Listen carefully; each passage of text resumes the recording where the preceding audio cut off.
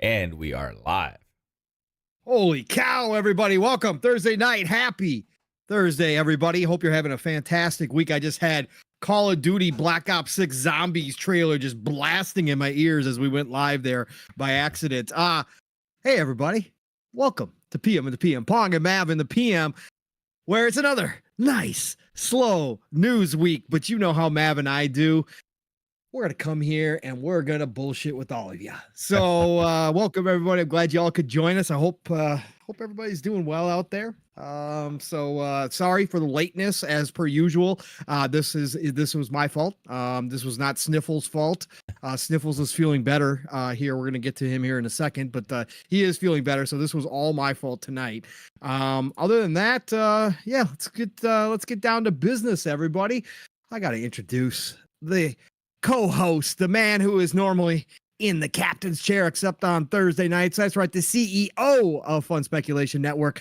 At least about 49% of it. Caitlin owns the other 51%. And Caitlin, as always, the thumbnail, absolutely beautiful. God, I love that blue and orange colors, man. It just works so nice together.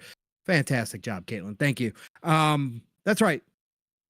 AKA Fun Speculation, AKA Sniffles, AKA Mav. What's going on, brother? Feeling a little bit better? You're over your little coldy cold. Caitlin doesn't have to hear you whine no more. It's so nice, I'm sure. Hey, everybody, I'm Sniffles. It's nice to meet you. Mafia name. That's my code name behind the scenes. Sniffles. Did I say Snickles? Snickles. Snickles. That will roll a Snickles. Yeah, I like that one too. Snickles. But yeah, man, it's been good. I've just been playing a lot of college football, some Command and Conquer as well. I've been diving back into CNC. Tiberium Rising had gotten got me the itch, so I've been playing Command and Conquer Remastered. So we've been doing that. But yeah, an Ultimate Team. I've been playing a lot of the college football Ultimate Team, just doing the challenges. Have not spent $1. I swear. I do the challenges every day. Built up a decent enough squad doing that. And I'm just playing like online matches and, winning some, losing some, having fun with that. Doing that at night. And yeah, man, it's been interesting past week. Last week I was really sick. This week I'm kind of more just in recovery mode and the leftover gunkies and stuff like that. But overall, the gunkies. Yeah. Did you just say gunkies? Oh, what? I don't know what to call it. The shit that keeps coming up. Yeah. I do know about that shit. Oh yeah. So that's all I'm dealing with left. There's less and less every day. Gunkies. What do you want me to say? Baby talk. You want me to say Sniffles. phlegm? You want me to say phlegm? Yeah. You want me to say mucus? Yes. Yeah. What am I supposed to say? I'm gonna try and come up with a cute name that doesn't sound so gross. Okay. All right. That's fine. That's what you say to a 2-year-old. You got the gunkies? Gunkies. Yeah, I've been getting rid of the gunkies, and I think they're almost gone. So good. Yeah, good. We're happy that you're still here with us, Matt. Yeah. Again, everybody was sending prayers and thoughts, and we were holding vigils in your honor all last week. It was pretty close call there for a little while. So touch and go. There was one moment where I was a little concerned. I was like, do I actually go to the doctor this time? God. Yeah. No. It was after a violent sneeze, and you were thinking. Oh yeah. No shit. Yeah. Kate makes fun of my sneezes and coughs. She's like, "Why do you do that?" It was like, "Why do you exaggerate?" Like, I'm not. It just happens. She would hate mine. I let my sneezes out too. I am that. So. Well, we are glad you're here. How's Ken Bardou's run going, by the way? I haven't. I still haven't touched it since the Bardou Bowl, and I've been saving it for stream. So we'll finish off his senior season at some point here on a stream. It would have already happened if I hadn't been sick, probably. But I think we gotta like mentally get prepared for this run because we need to go all the way. Right? That's the only way to end this story. So I got to be locked in and I got to be in the right headspace and focused because I don't want to go out like a flame in the wind and just it didn't matter. Nothing happened. I want to Well, yeah, leave a you mark. gotta come back. You gotta come back. You gotta Yeah. come back. You gotta have it come back and make another run, man, for sure, and stop throwing interceptions in the second half. Across the middle when it counts.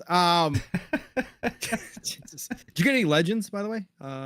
Yeah, I got some. I got Ray Lewis is on there. I got Booger McFarland. Ooh. I think Speaking of those are donkeys. I think those are the only two that I got right now.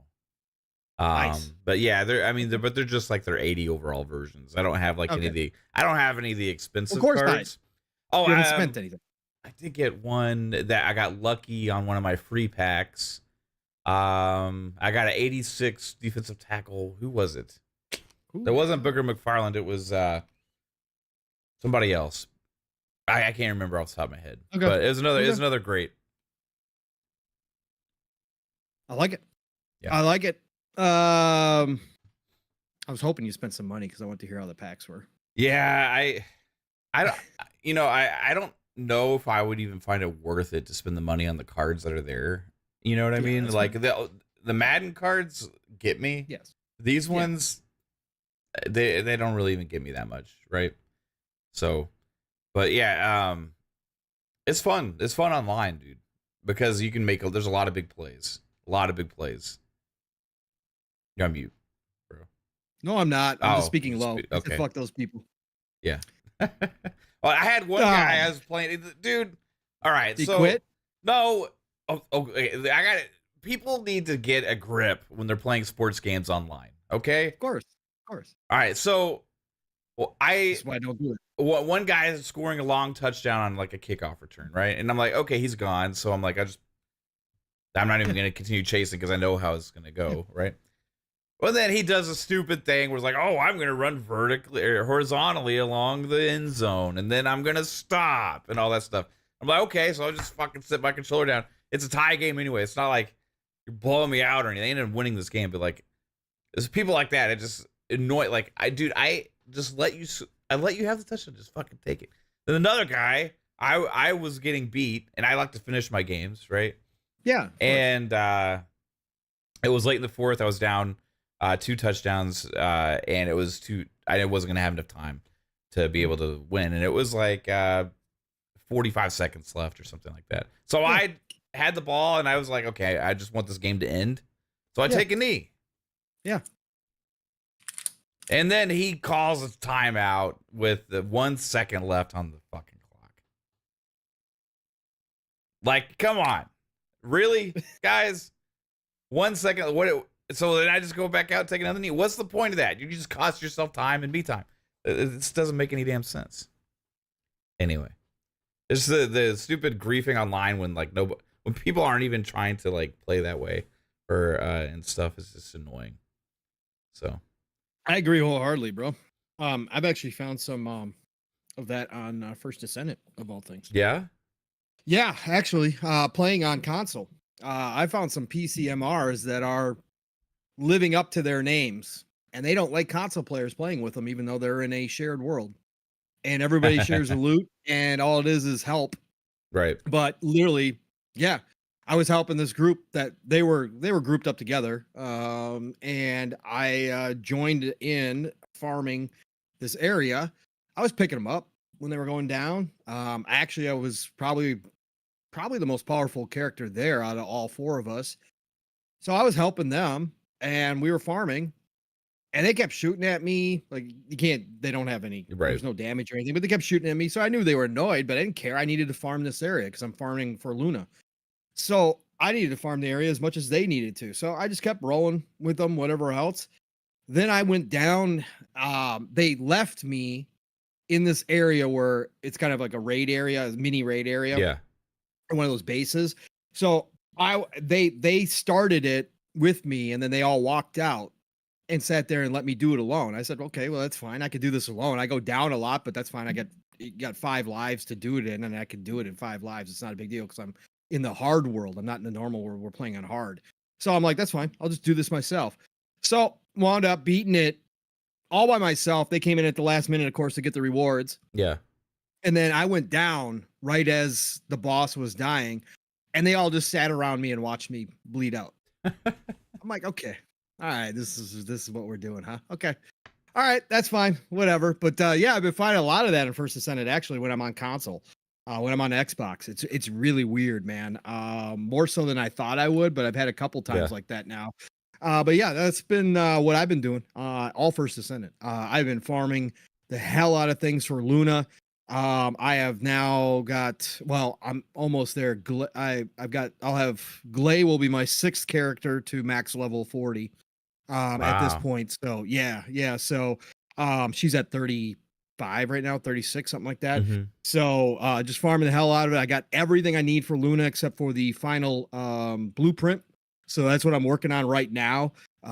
Just love that game. I gave him my 2nd round of funding. Got my bathing suit for Viessa. She's looking sexy as hell now, and just having a great time on the First Descendant. I really am. Outside of those few moments, most of the time people are super dope, and we run together and farm together. But yeah, that's all I've been doing.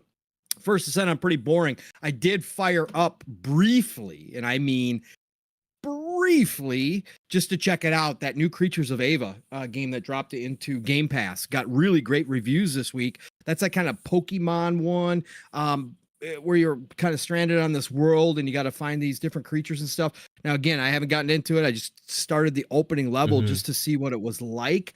And gorgeous game. I say that a lot because I find a lot of games that are beautiful.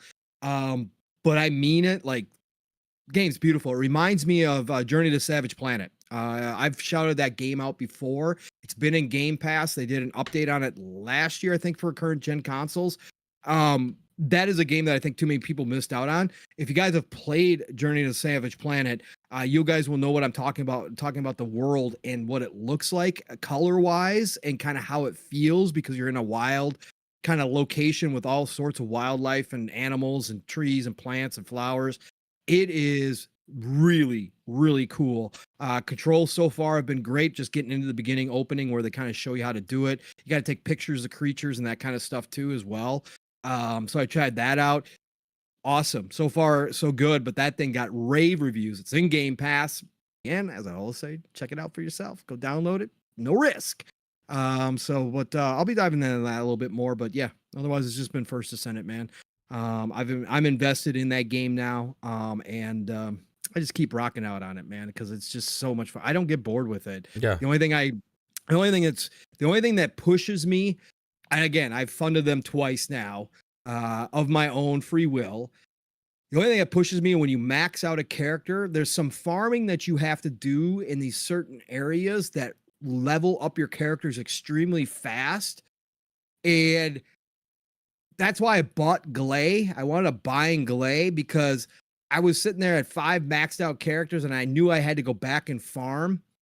And I was like, I'm bringing a max level character that I'm getting. I can swap out my weapons and I can level up my weapons while I'm in there.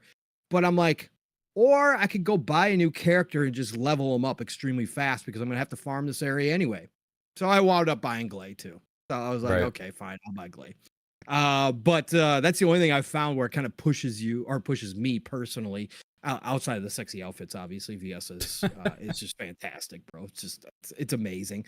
I love all my fellow beach wear runners in that game as well. It's just amazing. Sun's out, asses out, sun's out, buns out. It's just amazing, man. Yeah. Who's your favorite character so far? Viessa. The Ice Queen. Yeah, she is. I got to get her ultimate. I was farming for her before Luna came out. And then I decided to switch over to Luna and farm for that. But I want to get ultimate VS. So that's the one thing I don't have as an alt character yet, which does put you at a disadvantage in certain areas, especially if you're playing in the hard areas. But at the same time, it is a lot of work. It's not a joke. Again, that's why they are very aggressive and sell it for $100 package if you want to go buy the ultimate package with all the bonuses, because it's a lot. It's not a simple task. It's not just let me spend 10 hours and I'll have ultimate. No, you're going to spend more than that. Okay. You're going to work your ass off to get those characters, but it's kind of rewarding at the same time. Now that I'm this close to Luna, man, oh man, I can taste it so bad, man. I just need the blueprint, man. But just love the devs. Just love that game. The gunplay is so much fun. Leveling up your character is just a blast. Playing around with all the mods that you can attach to your character and your weapons, seeing what works and what doesn't work, and then be able to level up those mods on top of it. Oh my God, there's just so much to this game. Oh my God, it's great, man. And farming in the harm, you get other stuff too. It's not like when you're farming, some games make you farm one specific thing and you're really only getting useful, you only get that one useful item or crafting material. This game, you are getting useful stuff all the time. Even if at that moment it's not something that you're looking for, down the road you probably will wind up using it, even when you're getting the stuff that you don't need for that specific item. So that's what makes it also really cool, because I'm finding pieces to guns and stuff that I haven't started farming to craft yet, but I've got pieces of them now already set to go, which is really nice. Yeah. They just did such a sweet job setting that game up, man. Little tweaks here and there, but they keep working on it. They just dropped another patch too, just for some minor stuff, but they've done right. So I'm happy to support that team over at Nexon. So shout out to them, and the First Descendant continue to be my game right now. Now, that's probably going to change because there is a lot coming out in the next 4 months, ridiculous amounts. And Mav and I probably will wind up talking a little bit about that tonight. As you can see from the thumbnail, we are going to talk about one specific game a little bit, which we got a ton of previews out this week on. And of course, that is Warhammer 40K Space Marine 2, which is shaping up. Again, I've been on this bandwagon for a long time. This is one of my most anticipated games this year out of anybody. And it sounds like they have nailed it and then some. So we are going to talk about that because it's going to fill that Gears role. It's not exactly Gears, but it is a third-person shooter that has a lot of Gears DNA to it, along with some Doom to it.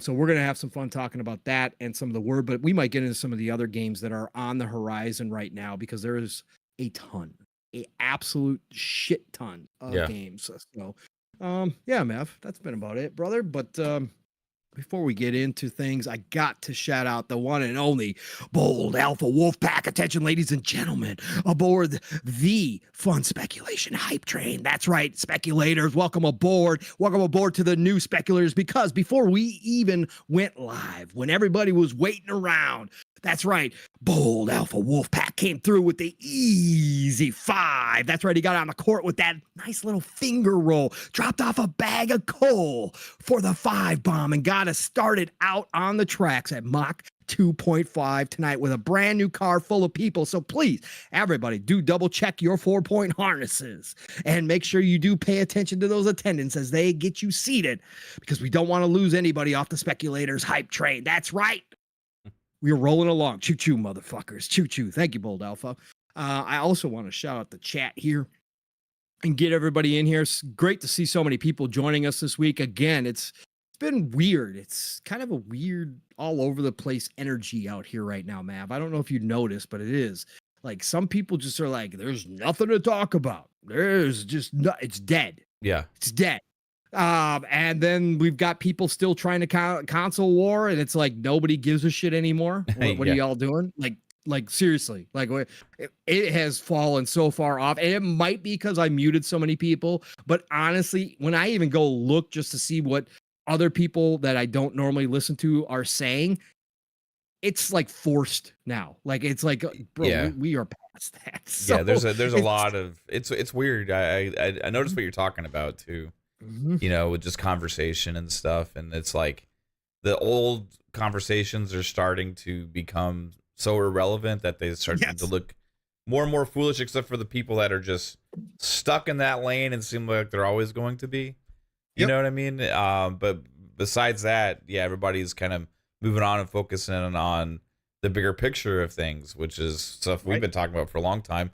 But there's also, like, not a lot of new game announcement things or new shows or new this or new that to talk about. So, like, people kind of make a big deal about every little piece of information that comes out, right?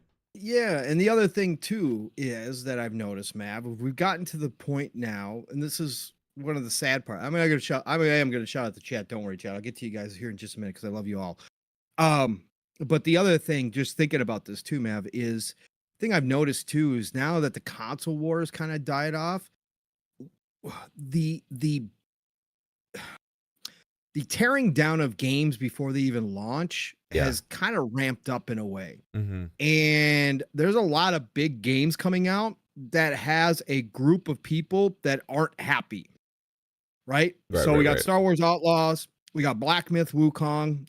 For a variety of reasons, there just seems to be, we got a lot of big releases, Assassin's Creed Shadows, a lot of big games that a lot of us are extremely hyped for, but there is so much.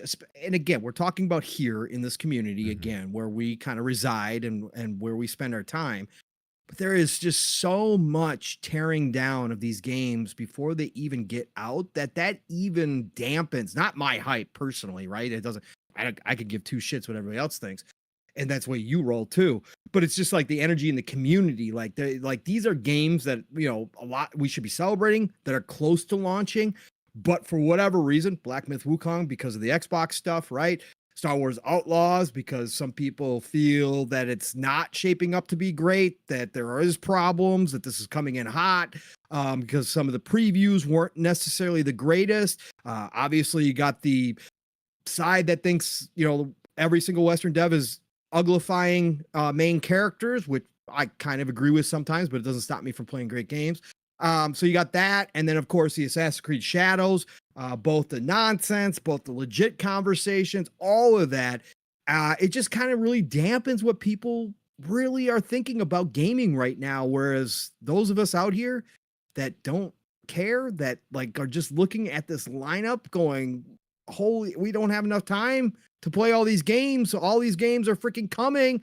You know, it's like it's a weird dichotomy of different emotions out here that kind of just really don't all come together at one time. It seems like we haven't had that game like a Pal World or something like that that has brought everybody kind of together at one time to talk about how great things are. It's kind of strange, man. Yeah. Well, kind of weird. You know, I think ultimately it's up to the when these games launch, hopefully games media doesn't do what they do and try and piggyback on that, right? But that's been the number one thing. I think a lot of what you're talking about in the sentiment and the conversations, like I think they all kind of, in a way, kind of start from those circles. A lot of times, like a lot of people, like, oh, you know, like, hey, games media people like hate YouTubers because like they're just screaming personalities that have no value or opinion, right? But then, like, I really look at things, and what I have noticed is the people that drive the most controversial opinions most of the time is actually games media. It's not YouTube personalities or anything like that. And these people have like these hardline crazy opinions sometimes that they'll just like defend like the 100% everybody else is wrong and they're right or whatever. And that's just, they kind of have this like holier than thou or we're better than mentality, and you know, we know better than, and all those other kind of things. And it kind of spreads and it creates more and more conversation because, hey, these people are saying this, and you know, like, oh, like must be legitimate. Like it starts these little nuggets of things that spread around the communities and stuff like that, you know, kind of like a little bit of a ripple effect. And for all of the craziness that we see out there, a lot of the blame goes onto personalities in the YouTube and all these other kind of communities. But I really think it's more than anything else. I think it's the loss of integrity from the other side that's supposed to be this straight line, balanced, neutral, give the facts, give the information type media and journalists that's just gone, right? And you can talk about that for the whole world, really, in every category. Really, that kind of goes across with everything, right? But you can kind of really see it with gaming and a lot of the stuff and a lot of the conversations that we all have. They're all, the games media is still hardlining on the freaking console wars too. Oh yeah, of right? course. That's where a lot of that Of conversation course. comes from. They don't Because want it to die. that's where their articles come from. That's where their Yeah. talking points are. I mean, they have these things like Xbox should give up and stuff like that. Like there's just like crazy, like I said, strong minded opinions are strong. Like it's meant to really drive conversation and traffic, right? So Yeah, absolutely. And I think the weird part though is, man, like everybody in this community knows what they are trying to do, right? I'm not talking about the masses that we don't engage with, but I'm talking about everybody in this community. And yet this community gives it so much energy still to this day when they Yeah. do it, right?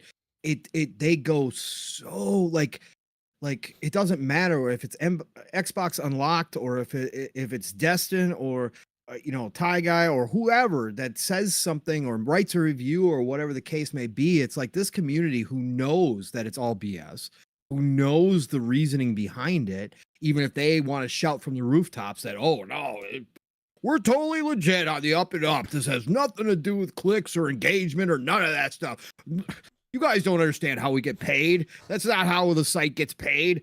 Come on.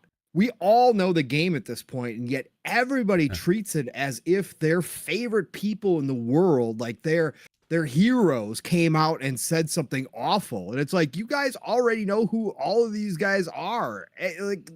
We've talked to death at this point. Like, who cares what they freaking say anymore? Who cares? I think we give still too much power to the media. Like I said, they're in their death throes. They've been in their death throes for a long time. That's why they're so scared of YouTubers. That's why you hear them come out. I mean, again, when the Black Viking simply put out a example of a way to do reviews that potentially could help, oh my God, you freaking half of those people or more had not heard of Black Viking before then, but they came out on an attack mode on him as if like they could not believe that somebody would dare from outside the industry suggest that they do their reviews in a different way. Like, oh my, most horrible thing.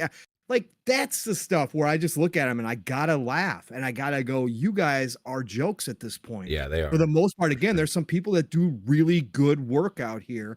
And I'm not talking about those people, but the vast majority of mainstream media, no matter what we're talking about, but just games in particular here, is a joke. It's a business. That's how they run it. And they don't want the console war to end because it has been a revenue stream for them. To rile up one side against the other has worked for them now for a long time, nearly 2 generations of it working. And they are addicted. They're like crack addicts. They can't see how they can pull away from it and still drive numbers to their sites, to drive numbers to their channels without that kind of interaction. Yeah. And so I just got to laugh. I mean, again, and I didn't even think, you know, this week, you know, I brought up Xbox Unlocked and Destiny again, because of what they were saying about Xbox. Like, even to me, some of what they were saying, like, really, was it like that god awful? Like, honestly, like Xbox isn't going to listen to them. They've already quadrupled down, right? They're going to come out with hardware. You can say they still have influence on the masses, which they do because those people don't understand a thing. But at the same time, if Xbox comes out this next gen with what Jez is speculating and all of us have speculated on, as a handheld and a box too, and they kick everybody's ass in the tech and they show how it can be done differently, and they give everybody the option to access different ecosystems through one box, and it starts crushing, it's not going to matter what any of them said. At the end of the day, it's not going to change a damn thing. What's going to change is Xbox changing the mindset of everybody else, and they've got to come out and they've got to kick some ass next generation. And that's, I've had all the faith in the world that they have the potential to do so, especially with their lineup. So I just think that I think a lot of people out here, there isn't a whole lot to talk about, Mav. And I think that we latch onto every little thing now, and it's turned to the negativity on some games that haven't launched yet for whatever reason. And it obviously turns on anybody who is considered a journalist or an influencer that's big enough that dares, you know, say something that might not come off the best. And all of a sudden it's like, oh God, World War III out here. Doomsday is here. Xbox don't give two shits, man. They're coming out with their new hardware. They're going to continue to pump out games the way that they have been, or at least starting to. And it's not going to stop. So I just think it's interesting. The energy out here is just weird. I was thinking back to 3 years ago. It's been weird all year. Yeah, it's been weird all year, but I was just thinking back how many ups and downs we've been through, Mav. And this is like the strangest kind of part we've been in. Like we've been in like, oh my God, it is doomsday out here. Everybody says everything is toast and it sucks. But we've also been at the highs. We've been in acquisition season. We were talking about the, all the stuff that obviously Xbox was doing and where they were moving and shaking. This is just the weirdest part we've ever been in. Like nobody, like there's just a lot of just sucks. Yeah, like the whole everything sucks mentality. Yeah, right? Everything sucks. This generation sucks. Gaming sucks. Like we're in a rut. Everything is just terrible. Like I don't know, man. I don't know. I've played more games this year between this year and last year. I've played more great games. This year's been amazing. I have. Oh, this year has been amazing. It's going to end outrageously. So all these games that you said that people are being negative about is like. It's high on my list. It's high on my list, Absolutely 1000%. Anyways, just some thoughts there, guys. Let's get to the chat. Let's see what the chat's saying. Oh, actually, let me get to a couple of these super chats too, so we don't forget. Nate Dog with $1.99 comes in here and says, choo choo, motherfuckers. We needed New Vegas 2. Josh Sawyer. Josh Sawyer works for Obsidian. Yes. Right? So it's the wrong studio. But we do need a New Vegas too. I agree with that. Well, New Vegas 3. Oh, Fallout New Vegas. Oh, what am I thinking? I'm thinking of Rainbow Six Vegas. I'm a fucking idiot. I'm going to let you keep going because I want to know where you were going. I was like, what? No, we do need a New Vegas too, Josh Sawyer. For some reason, I read that as like Rainbow Six Vegas. But I was like, we already had a Rainbow Six Vegas too. New Vegas. Oh, my God. Fuck. I'm sorry. Yes. Obsidian. Yes. Yeah, did make Fallout New Vegas. And we need a New Vegas too, Josh Sawyer. Then you're 100% right, Nate Dogg. Either that or Alpha Protocol 2. As I tweeted out the other day. So one of those Alpha two has Protocol to come. 2 I would take actually over Fallout New Vegas 2. So would I, bro. Oh, I can't imagine. They're just rebooted the whole franchise. Just reboot the whole thing. Do it right this time. Oh my God, it's gonna be great. Anyways, thanks, Nate Dog. We got the Decado with the $5. It says, honestly, wish people would just play what they want instead of following the herd. Miss too many great games that way. Yes, 100% Decado. Talked about that a billion times. It is so weird. Matt, that's the other thing that kind of popped up too. That I see it when I read, because I actually when a company posts something about a game, I will actually go read some of the comments just to see what people are saying, and it is nuts, man. Like I know we're in a bubble here, and I know that we are in the enthusiasts. However, there are people who are on X, who are in the gaming community, who you would think that if they are honestly, it seems like when I go to their profiles that they, watch YouTube videos, that they watch podcasts, that they're listening to people. But it is still nuts how many people aren't aware of a game or simply have heard from other people that the game is bad, so they're never going to play it. It is weird. I went underneath the Space Marine 2 comment section, and again, it's a little different than what Decado's talking about, but I've seen that too. Obviously, Decado, it happens all the time. But I'm just talking about the herd mentality. Like people, like, oh my God, what is this game? Wait, they're saying it's like Gears and Doom. What is? I need to check this game out. Never played a Warhammer game before. Never looked at it. This game looks really cool though. I'm like, you and I go in your profile and you're like this big time gamer and like I'm like, how is it possible that you haven't heard of Space Marine 2 at this point? How have you not seen anything? I get, I'm in a bubble, but I'm just like, that's weird. But the same thing goes for that mentality too, Decado, where people just listen to everybody else and just go, oh, that game's shit. We saw it with Cyberpunk. The minute Cyberpunk started getting the hate train, people refused to pick it up. Now you've got millions of people who picked it up, and oh my God, the game's great. Yeah, it's always been great, just not on last gen. Last gen sucked. So yes, absolutely, it still sucks to this day. It has not been fixed on last gen.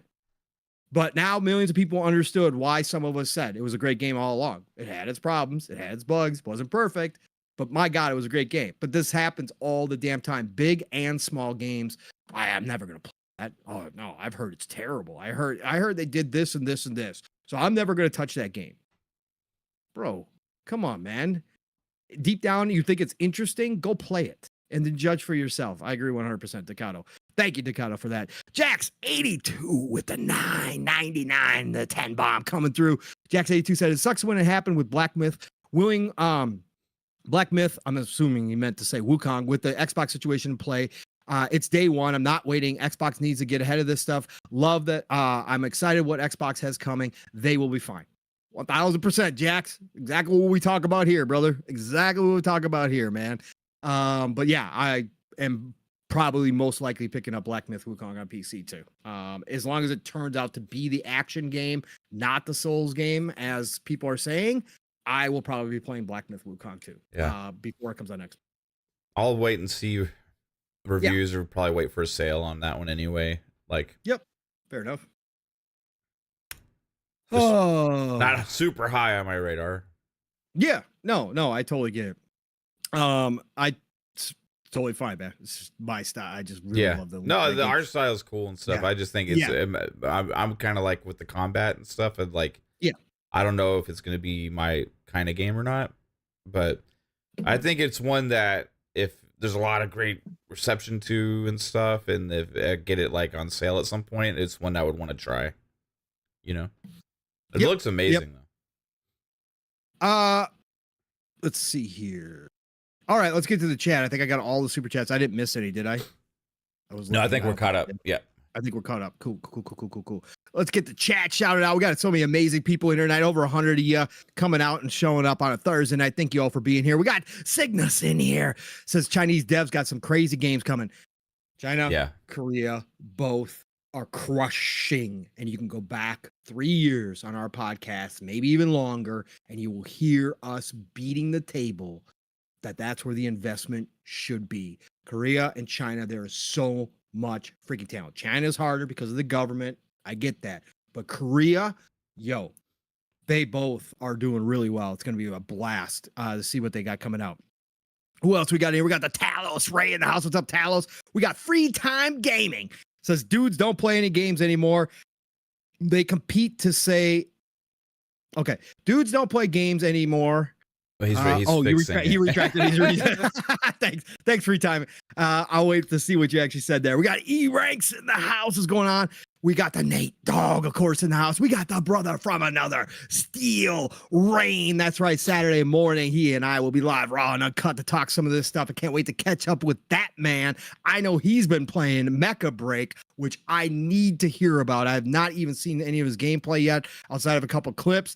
I can't wait to hear about Mecha Break. He was praising Mecha Break online, saying it's really good. A lot of people have been interested in that game, but Steel, good to see you, brother. As always, I hope you're having a fantastic week. Who else? We got King Styles in here. What's up, King Styles? I don't know if I shout out Razor. Did I start with Razor Ultron? Maybe I did, maybe I didn't. But Razor Ultron, great to see you. I think you did you were the one that talked about the Chinese devs. Sorry, my brain's all over the place tonight. Nam Omar, great to see you, brother. The one and only Decado is in here. What's up, Decado? Who else we got in here? We got the Dustin, please, in the house. What's up, Dustin? Says Obsidian needs to bring back Chris Avalon, then team up between Chris and Josh would be legendary. The storytelling possibilities, yes. They've obviously lost talent, but I will say Obsidian still has so much freaking talent, especially in the writing department. They just knock it out of the park every single time, man. They really. That's why I'm so excited to watch Avowed, to get to play Avowed finally, and that's why I so want it this year, Phil. Anyways, who else we got in here? We got Jago 6 is in the house. Some people are just like mild sheep. They just follow anybody without thinking for themselves. There's a lot of that in the world. Pixel Slappa's in here. What's up, Pixel? Says, I don't play first-person shooters, to be fair, so I say nothing. That's perfect. Pixel. Move on. Go talk about what you like and what you are playing. That is a perfectly reasonable thing to do. Unfortunately, these days, people aren't reasonable. We got Buzz in the house. What's going on? We got the Treybone 408. What is up, Treybone? Same thing with Call of Duty Black Ops 6 Zombies. People are bashing it. Really? I saw nothing. Granted, I wasn't really looking hard, but I saw people just praising the hell out of it. If there's people bashing that too as well. Again, when you're as big as Call of Duty, any big game, you're always going to have a sizable amount of haters, no matter what they do, no matter what they freaking do. But I will say I saw a lot of praise for Treyarch today. A lot. So a lot of people are excited about the movement, the Omni movement that they got from the leaks. People are actually even saying that looks dope. We might talk a little Call of Duty, Black Ops 6 too. Let's see who else we got in here. We got Brett Bingham. What's going on, Mr. Bingham? Good to see you. Good to have you a part of the show. We got Niturnal in the house. What's up, Niturnal? We got Calorie. What's going on, Calorie? Always great to have you in here, brother. We got the Masshole 1977 joining us. What's going on? We got the who else? We got Game on Jesse. What's up, Game on Jesse? Great to see you, sir. Thank you for being here. We've got who else we got in here? Scrolling up, scrolling. We got the Beer Baron in the house. Beer Baron, I hope you brought some extra for everybody. Great to have you a part of the show. We got the Magnum in the house. What's going on? Magnum says Destin was willing to give up his integrity for a bit of clickbait.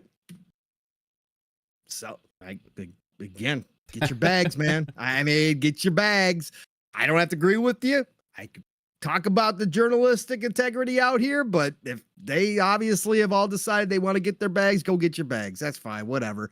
It is what it is. But again, we will talk about it when we need to, for sure. And people are not letting it slide. That's for damn sure. Cyber Gunter. What is up, Cyber Gunter? Don't forget, Bandicoot Trilogy just hit on Game Pass. Yes, I have zero interest in Crash Bandicoot. Again, played them back in the day. I don't do those types of games anymore, so I don't have any interest, but happy for everybody who got another Activision game dropped in the Game Pass. That's right. It has started, and the Crash Bandicoot trilogy is there. So yes, absolutely. If you are a fan, please go check it out if you got that Game Pass. Mr. Waffles in the house. What's up, Mr. Waffles? Great to see you. The Star Wars heat is warranted because fuck Ubisoft and their shady practices. I'll catch that game on a sale. I'm getting Ubisoft Plus. So that's how I'm going to be playing it. So I'm gonna carry Ubisoft Plus for about 4 or 5 months.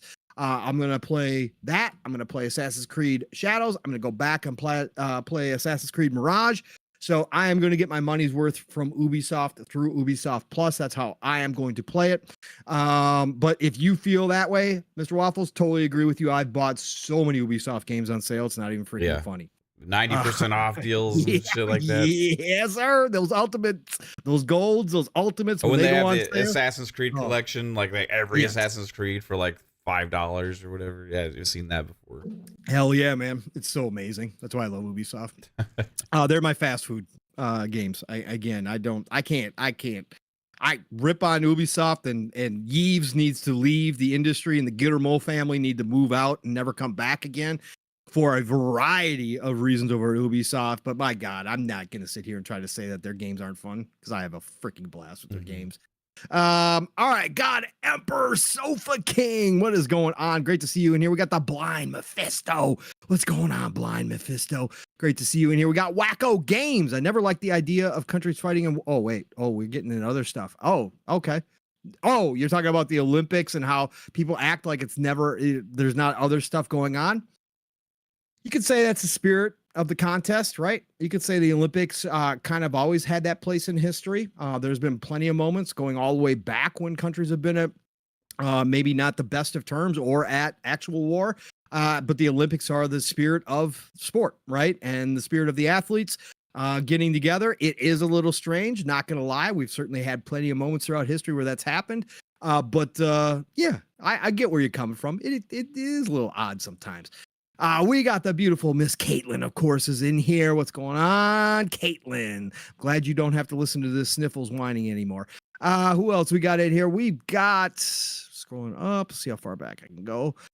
I think I got E-Ranks. E-Ranks, I'll shut you out again, brother. Always great to see you in here. We got the Harry Balzac in here. What's up, Harry? Always great to have you part of the show. We got the Far Q in the house. What's up, Far Q? Thank you for being here, sir. As always, we got the Spartan 661. What's going on, Spartan? Who else? We got the Bold Alpha Wolfpack, who got us to that Mach 2.5 earlier. Thank you, Bold Alpha. Again, we got DJ D925. Yo, what's good, everyone? Yo, what's good with you, DJ D? Thank you for being here. We got the Buzz in the house. What's up, Buzz? We got Sin, of course, dropping on by. What's going on, Sin? We got the BT Maverick 707. Always good to see your name popping in here. We got the Ray Oid in the house. What's up, Ray? Great to have you in here. We got the Truth Serum joining the show tonight. He said snipples. That's another way to say it. Snipples. Snipples. Sounds. Hi, I'm Snipples. Pause. Dude, does that need a pause? I don't know. We got the Shapeshifter in the house. What's going on, Shapeshifter? We got the Brandon Martin in here. What's going on, Brandon? Great to see you. Says Nobody Wants to Die is my game of the year. Such an amazing game. Yes, that is downloaded, and I have to go check it out for sure. Who else is in here? I have not gotten to it yet. It is on my list. We got everybody up here. Oh my God, you guys are nuts. You guys have been talking. Andrew Cullinane. What is going on, Andrew? Great to have you part of the show, sir. Boom, boom, boom. Chat is amazing. I think is that far? Yeah. Let's see who dropped in the bottom here. See if I missed anybody. I think. Oh, we got Il Ray Tito in the house. What's going on, Il Ray? We got the Highlander 001. What's going on? I'm excited about the new zombies and Black Ops 6. Yeah. Again, I'm not the round-based zombies. I like the open world zombies. I know. Shoot me now. So it's not going to be for me, but for all the people who do love the round-based zombies, it looks like you guys are in for a treat, man. How they're setting this up, it looks like there's gonna be a lot to it, and it's gonna be fun as hell. By the look, I saw the character reveals in the trailer and stuff. Look great. I think I got everybody. I think so. Yeah, I think I got everybody. Thank you all for being here. Thank you all for being here.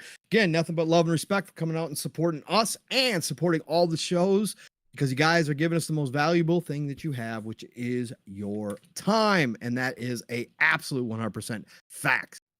All right. Math. What do you want to jump into here, brother? Let's see. What should we get into? You know what?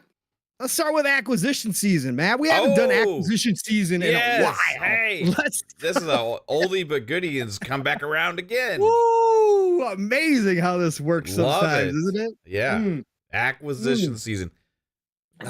Love it. Ain't nobody gonna tell us not to say anything now. Yeah. Hey, anybody that ever says to not talk about acquisitions, I got some words for you. Yeah, no, we're gonna have some freaking fun here, because just a little bit. If you guys were around back during acquisition season, was hot and heavy a couple years ago, before ABK was actually announced. You could have tuned in here on any given one of our shows. You could have tuned in to Living Split Screen. You could have tuned in to the Shop Podcast. You would have heard us going through lists of studios we thought that Xbox, Microsoft should pick up. And one of those, Mav, at that time, that was having a lot of problems, we knew that, was in trouble, owns a lot of popular IP, also would have gotten Microsoft back into movie and TV production had they picked up the whole damn thing, like we talked about, was, of course, WB. Yes. Well, first of all, WB, obviously, they and Discovery got together, and that's how it kind of fell by the wayside. But during the ABK trial, we got the internal list of Xbox's wish list for potential studios to buy and pick up, and WB was on there. So we know for a fact we were on the right side of Speculation Town when we were talking about it, that there was potential there, and then we knew there was interest. Well, Mav, WB is in trouble again. Shocking. I know. Shocking. It didn't fix everything. They, especially their games division, obviously Suicide Squad being the biggest mark against them right now. Yeah. Even though I love the game, Steel loved the game. It flopped. I mean, there's no other way to say it. That's a flop. They lost over $250 million, according to their own words, on that game. And that's the biggest one. And so they're back in trouble again, Mav, and they're trying to figure out what they're going to do. WB potentially is back on the market again. Now, today there was some other ones, but earlier this week there was talk that they might look to sell their games division, to kind of get out from underneath it, help with the financial situation, and obviously Microsoft, Tencent, and who else? Somebody else, not Sony. Was somebody else that was mentioned in there? I can't remember. Were listed as possible suitors. All right. There were some articles written, grains of salt, obviously massive grains of salt that Microsoft and Xbox were interested in doing something. And then it came out today as well that instead of just selling out their games outright, that Warner Brothers Discovery is reportedly considering to sell its stake. Oh, wait, no, that was what they said. Oh, sorry, I'm reading the wrong one. I've got these out of order here. Apologize. WB is now looking to license its franchises to other game studios. Quote, we have 11 studios here, and we have a lot of IP. And there's a lot of interest among others in coming to take advantage of some of that IP for gaming, which we are looking at.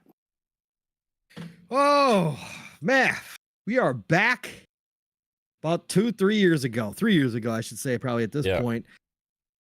WB. That's right. Owners of DC. You guys know Batman, right? Of course, right? The game that a lot of people think Rocksteady should have made. Probably would have done a little bit better than Suicide Squad. Lord of the Rings games, right? Lots of great talent.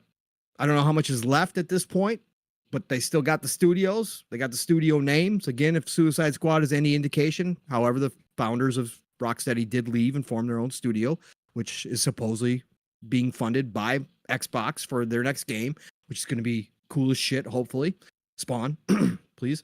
But man, what do you think about WB back potentially on the sales block? Or if not going to sell outright, that they are going to look to license their franchises to other game studios?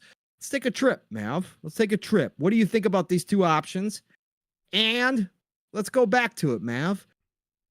Do you think, or what, let's put it this way. What franchise, right? Or what IP or couple IP and what studios would you like to see work on these games? It doesn't have to be limited to Xbox. It can be anybody because, again, they're looking across the industry. Right. Got any ideas here, Matt? What do you think? Let's go. Let's have some fun. That's opened up another whole can of worms, right? Yes.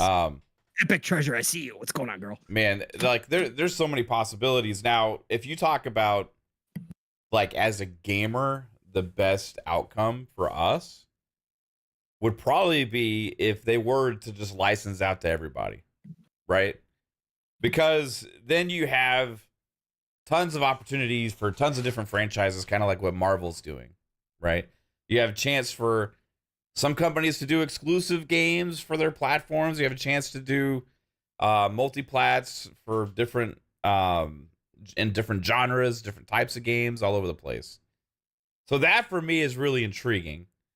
And if you ask like what studios and what games, man, like I could like sit here talking about even just DC specifically and come up with about 20 games and 20 studios that I think would be like a perfect marriage.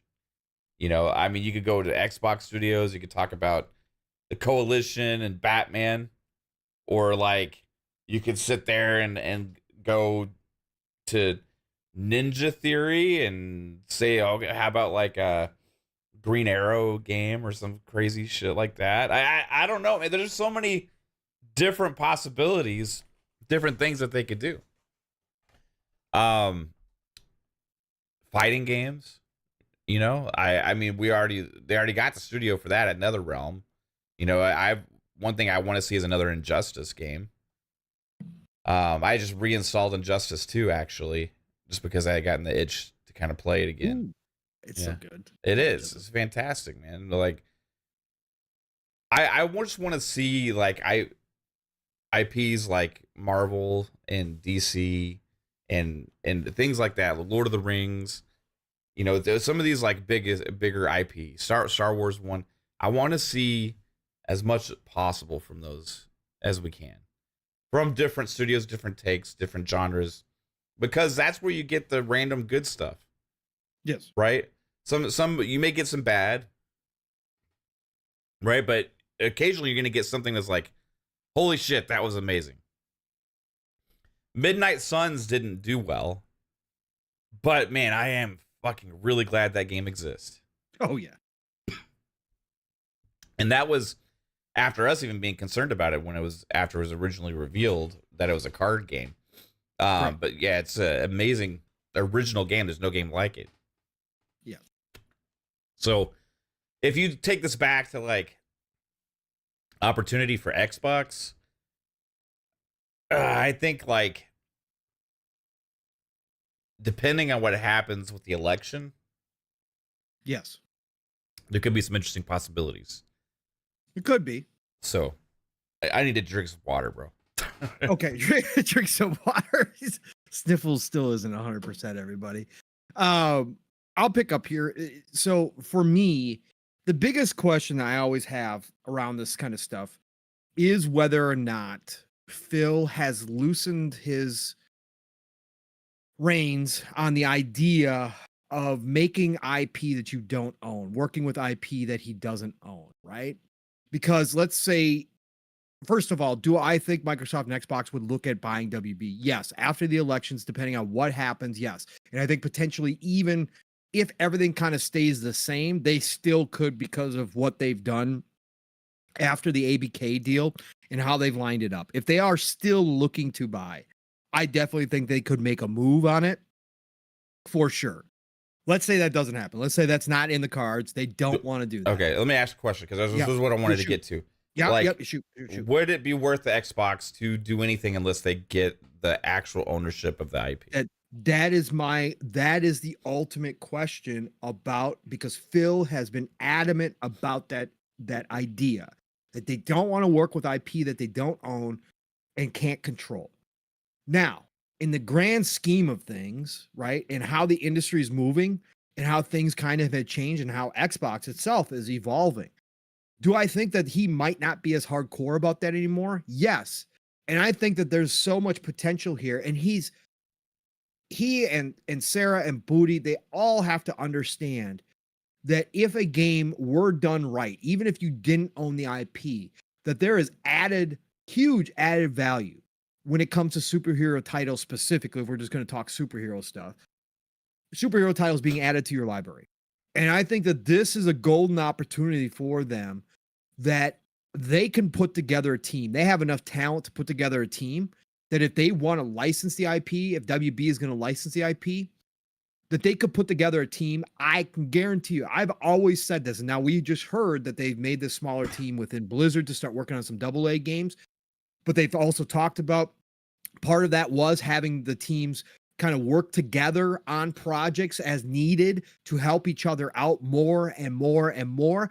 I've always had the idea, like when a situation like this arises, Matt, let's say they go for the gusto. Yeah. And they go, we want to license out Batman.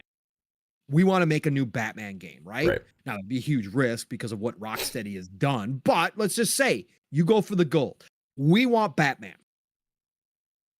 You go and have a Zoom call with all of your teams across Xbox now, across Bethesda, across Activision Blizzard. And you go, okay, folks, we need to put together a team that wants to work on a Batman game. Who's interested? Bro, you will have people lined up to the point where you can probably go in and start hand selecting who you think is going to be the best of the best to work on the best Batman game you can potentially put out there.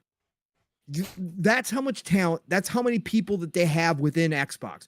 Not to mention all the people that have gone and unfortunately been laid off, let go, or decided to move elsewhere, or been a part of studio closures, or whatever the case may be, that have worked on superhero games out here in the wild.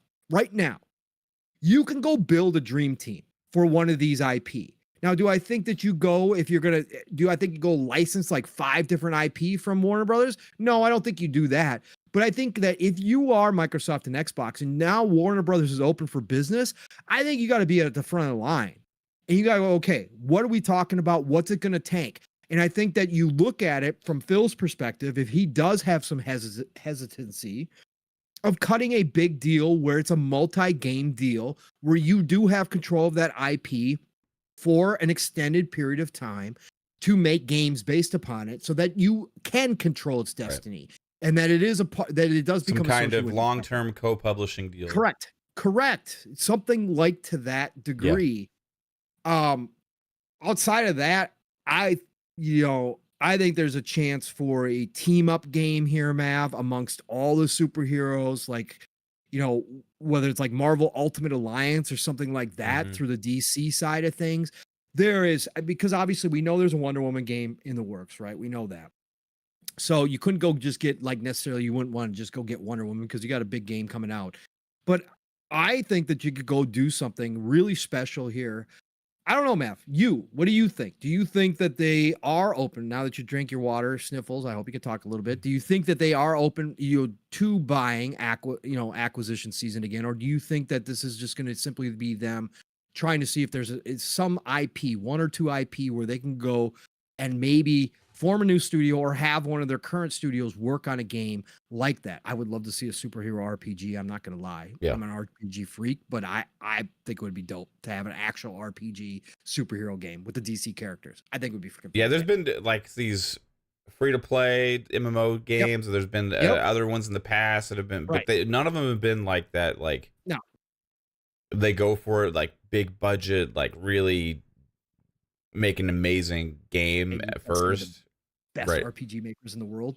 Yeah. Underneath your umbrella. So I'm with you. I would love to see that too, man. I think of what Blizzard could do with DC, and my mind just like goes crazy. Right. I think ultimately what they should do is look at purchasing all of WB Discovery. Now that might sound crazy, and I don't know how the regulatory process would work. But if I was them, I wouldn't necessarily want to do a deal unless I got ultimate control over everything, and I would want to take advantage of the transmedia potential and all that kind of stuff from it as well, because you can use all that for all your other franchises, Halo, Gears, in Fable, StarCraft, Call of Duty, all these major franchises. You with an outright purchase, you have control over all of that kind of stuff. Like, because you have Max, you have a lot of potential there. So if I were them, I would try and hold out for that. But it's like, can you get it? Can you get the deal done?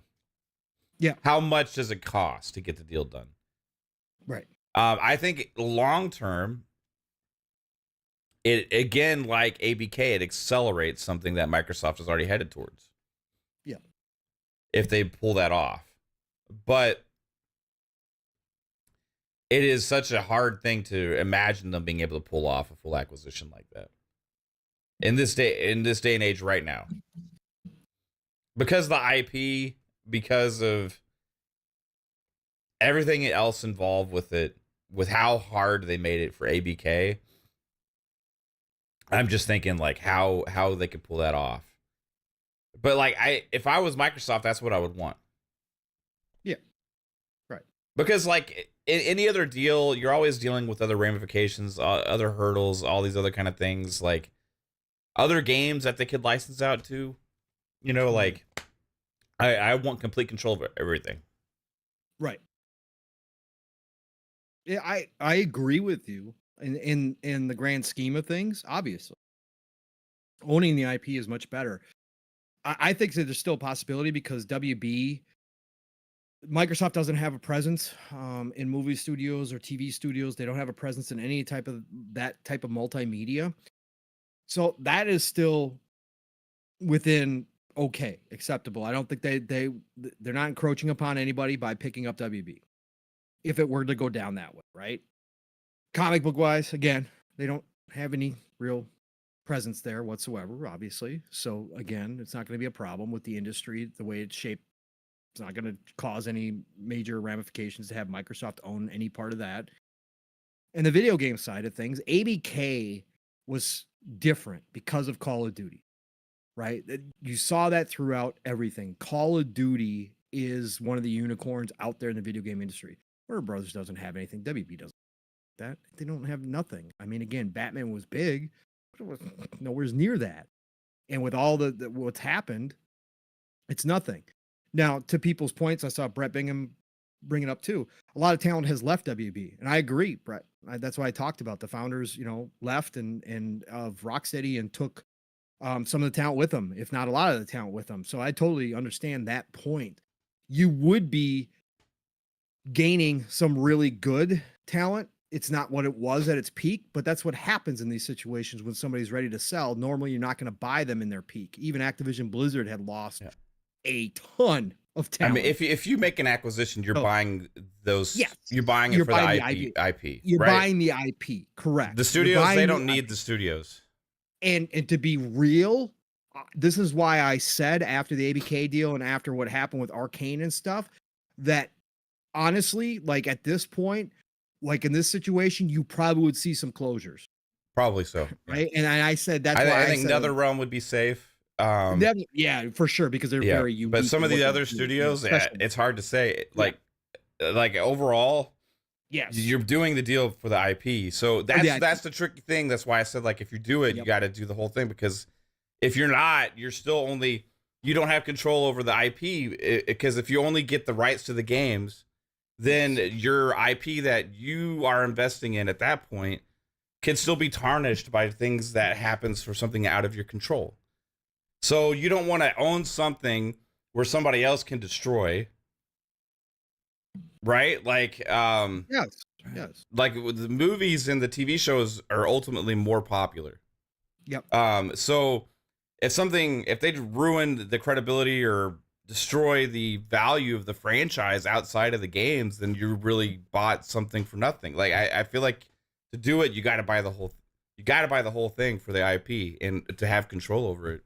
Otherwise, I don't know. Maybe they do like a temporary deal for a 10-year thing or something like that. But like that's what I'm thinking. Like a Star Wars deal, like how Star Wars did that deal. With, Lucas did that deal with EA, right? Where EA squandered the fuck out of that deal. But anyways, they still had a long term. That's what I said. I would do a long-term deal. It wouldn't be like a one and done deal. I would have to. If I was not going to purchase you outright, but I was going to license your IP, it would have to be an extended contract that was for a considerable amount of time, maybe even longer than 10 years. With how video games are made now, you might try to do like a 20-year deal. Like that, like, and that sounds crazy, but when you're Microsoft or Xbox, that's what you could look to do.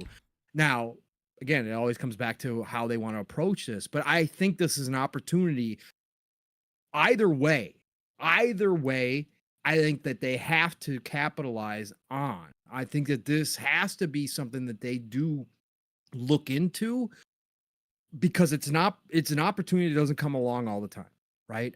Where a studio or a publisher like WB has the rights to some massively popular IP and is willing to license them out, at least at the bare minimum, license them out to other studios when they have their own internal studios.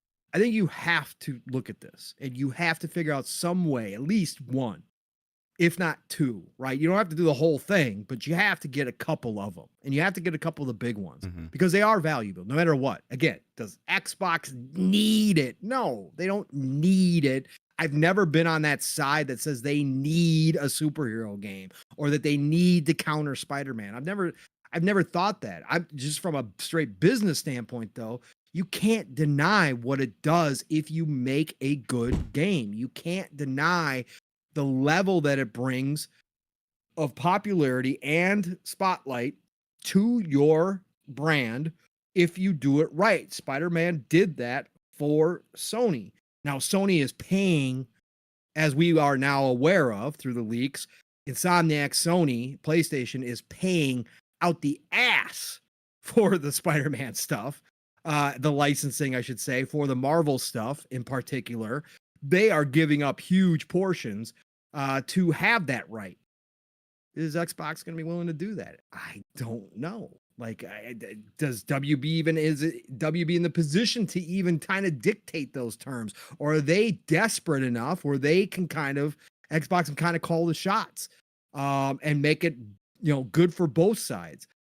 I'd like to think that they're in the desperate position. That's why they're putting this out there publicly. I think that most of the time you would never see a company do this unless internally it is do or die situation with them. Either they're going to wind up closing all the studios or they're going to wind up licensing stuff out and then getting some money so that they can have their studios work on some other things. That seems to be what they're looking for here. They're looking for a lifeline. If I'm Xbox, I got to make the calls. I got to see where this goes. Oh, man. It is funny, though, Matt, that we talked about this all those years ago. And here we are back again. WB put off the inevitable for 3 years. And now we're back to square one again. Because this is almost the exact same boat we were in all those years ago when we thought that they were going to sell. It's stupid. Oh, man. Oh, man.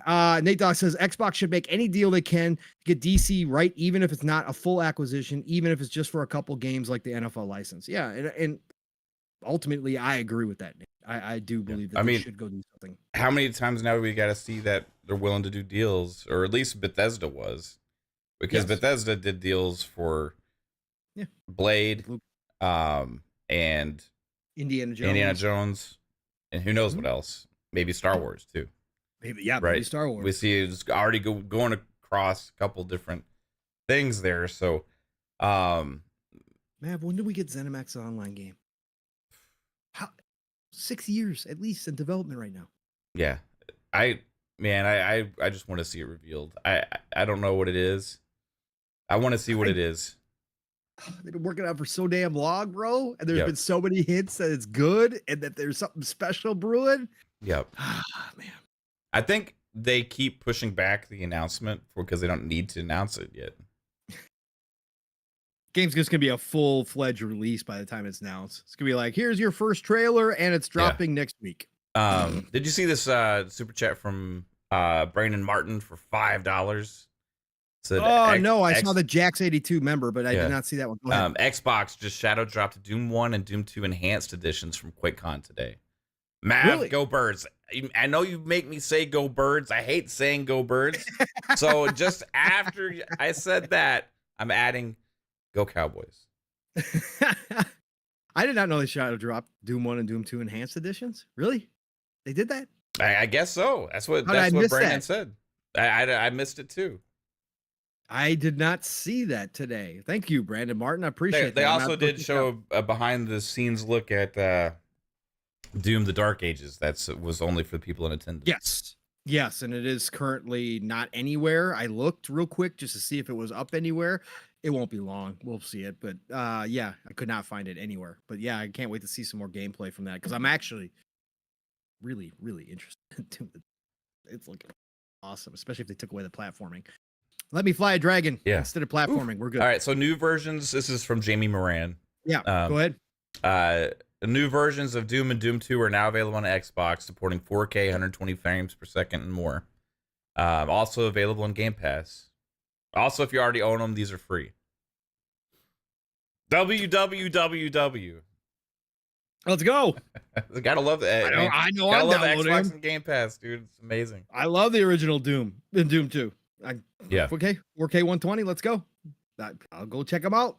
I'm going to be downloading them right after the show. Wow. That's awesome. Thank you, everybody. Brett Bingham for putting that in there. And Jamie Moran. I shout out Jamie Moran, by the way. Good dude.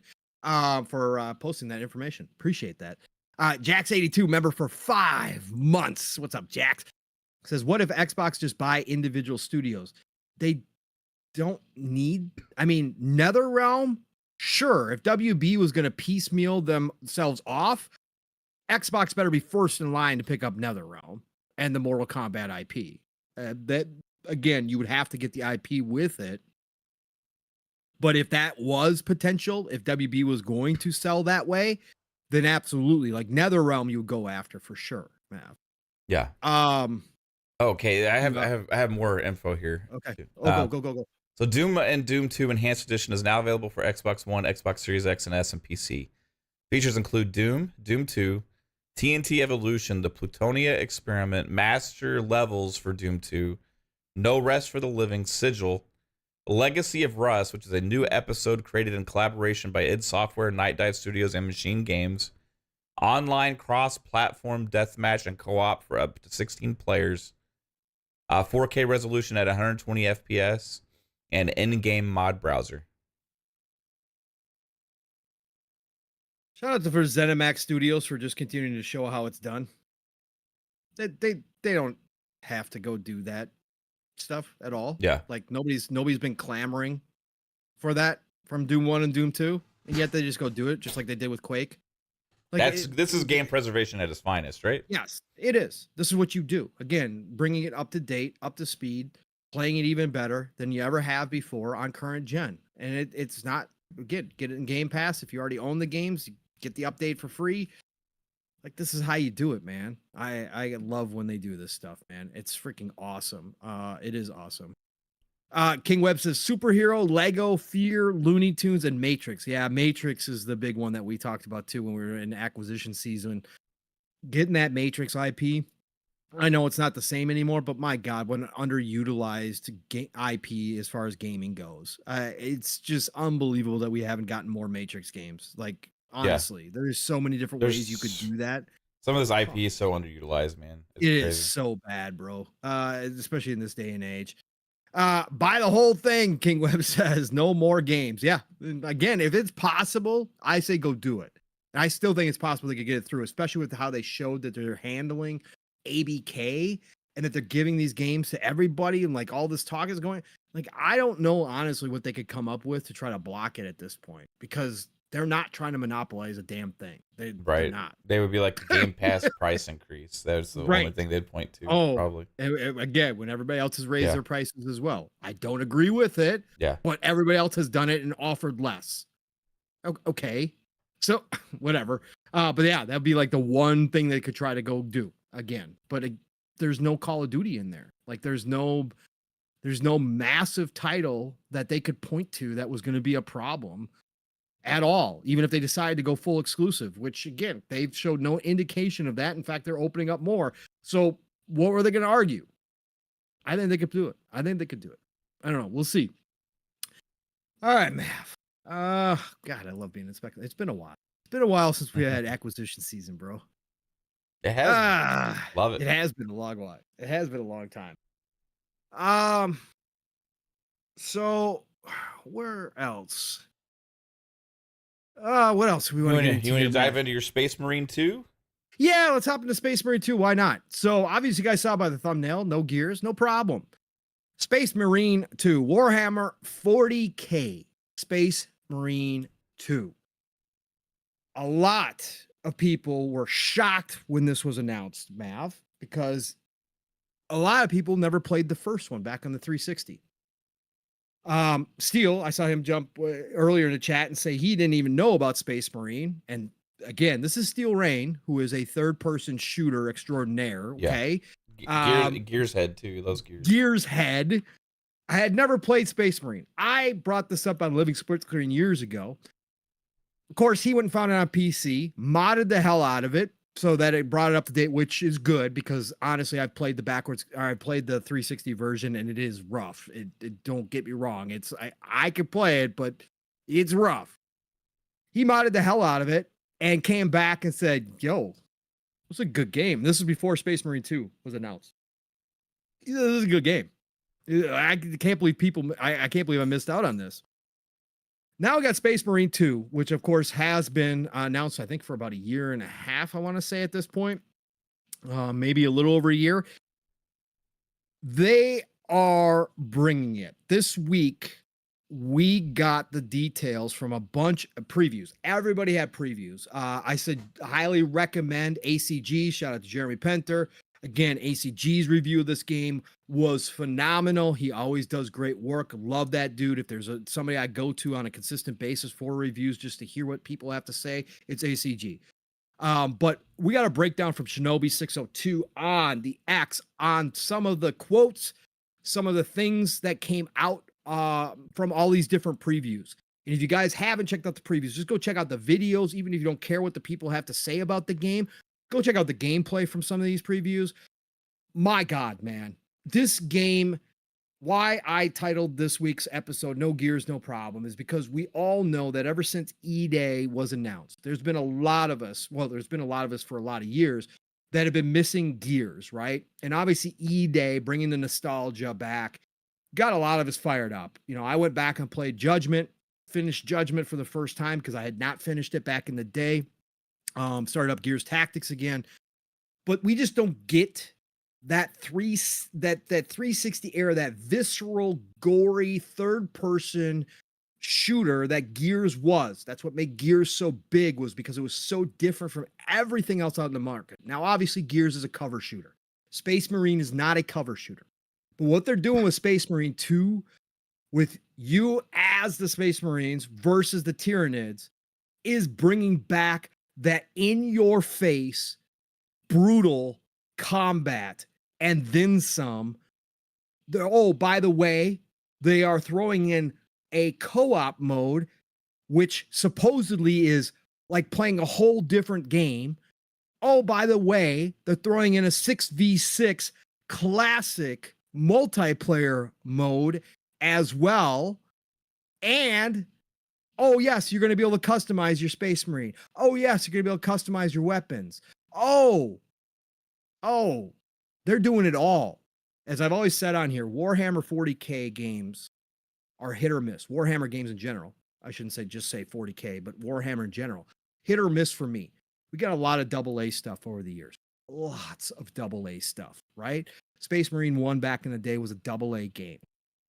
It is hit or miss. Now, I've enjoyed a lot of them, from the tactic style games to the Diablo style martyr game, to their shooters, right? First person, third person. I've enjoyed a lot of their games. But I can freely admit that not all of them are the greatest. A lot of them have a lot of problems, come out to middling reviews, right? And rightfully so in a lot of cases. Now, some I think are a lot better than others, especially their RTS games. Or not, I shouldn't say they're RTS, yes, but also their turn-based RPGs. I played Rogue Trader. I got to pick it up at some point. It is so damn good. I think those are criminally underrated games. They're turn-based games. But people have been wanting this type of game again, Mav. And again, the Gears E-Day stuff just brought it all back. And here comes along Space Marine 2 at the perfect time, Mav, launching in September. I think September 9th, I want to say, is the actual date. Although if you get the Ultimate edition or the deluxe edition, you do get to play 4 days early as well, which I am doing for sure. This is locked in. I'm done. I'm getting the Ultimate. I don't care. I'm paying $100. I don't care. This game comes along at the perfect time. There is not another game on the market like it. Gears E-Day is seemingly at least a year away, if not further. Space Marine 2 has its kind of all to itself right now, and it's perfect for this. So, Mav, if you gotta bear with me, I gotta take care of this dog. She is no problem to do an accident. Do you have that Shinobi tweet? I did post it in our DMs. Yeah, let me look for it here. Yeah, I got it. I can post it to you real quick if you need to see it up top. Yeah, the details from the hands-on. Yeah, the details. Yeah. If you want to read through those, if you can, I'll be right back.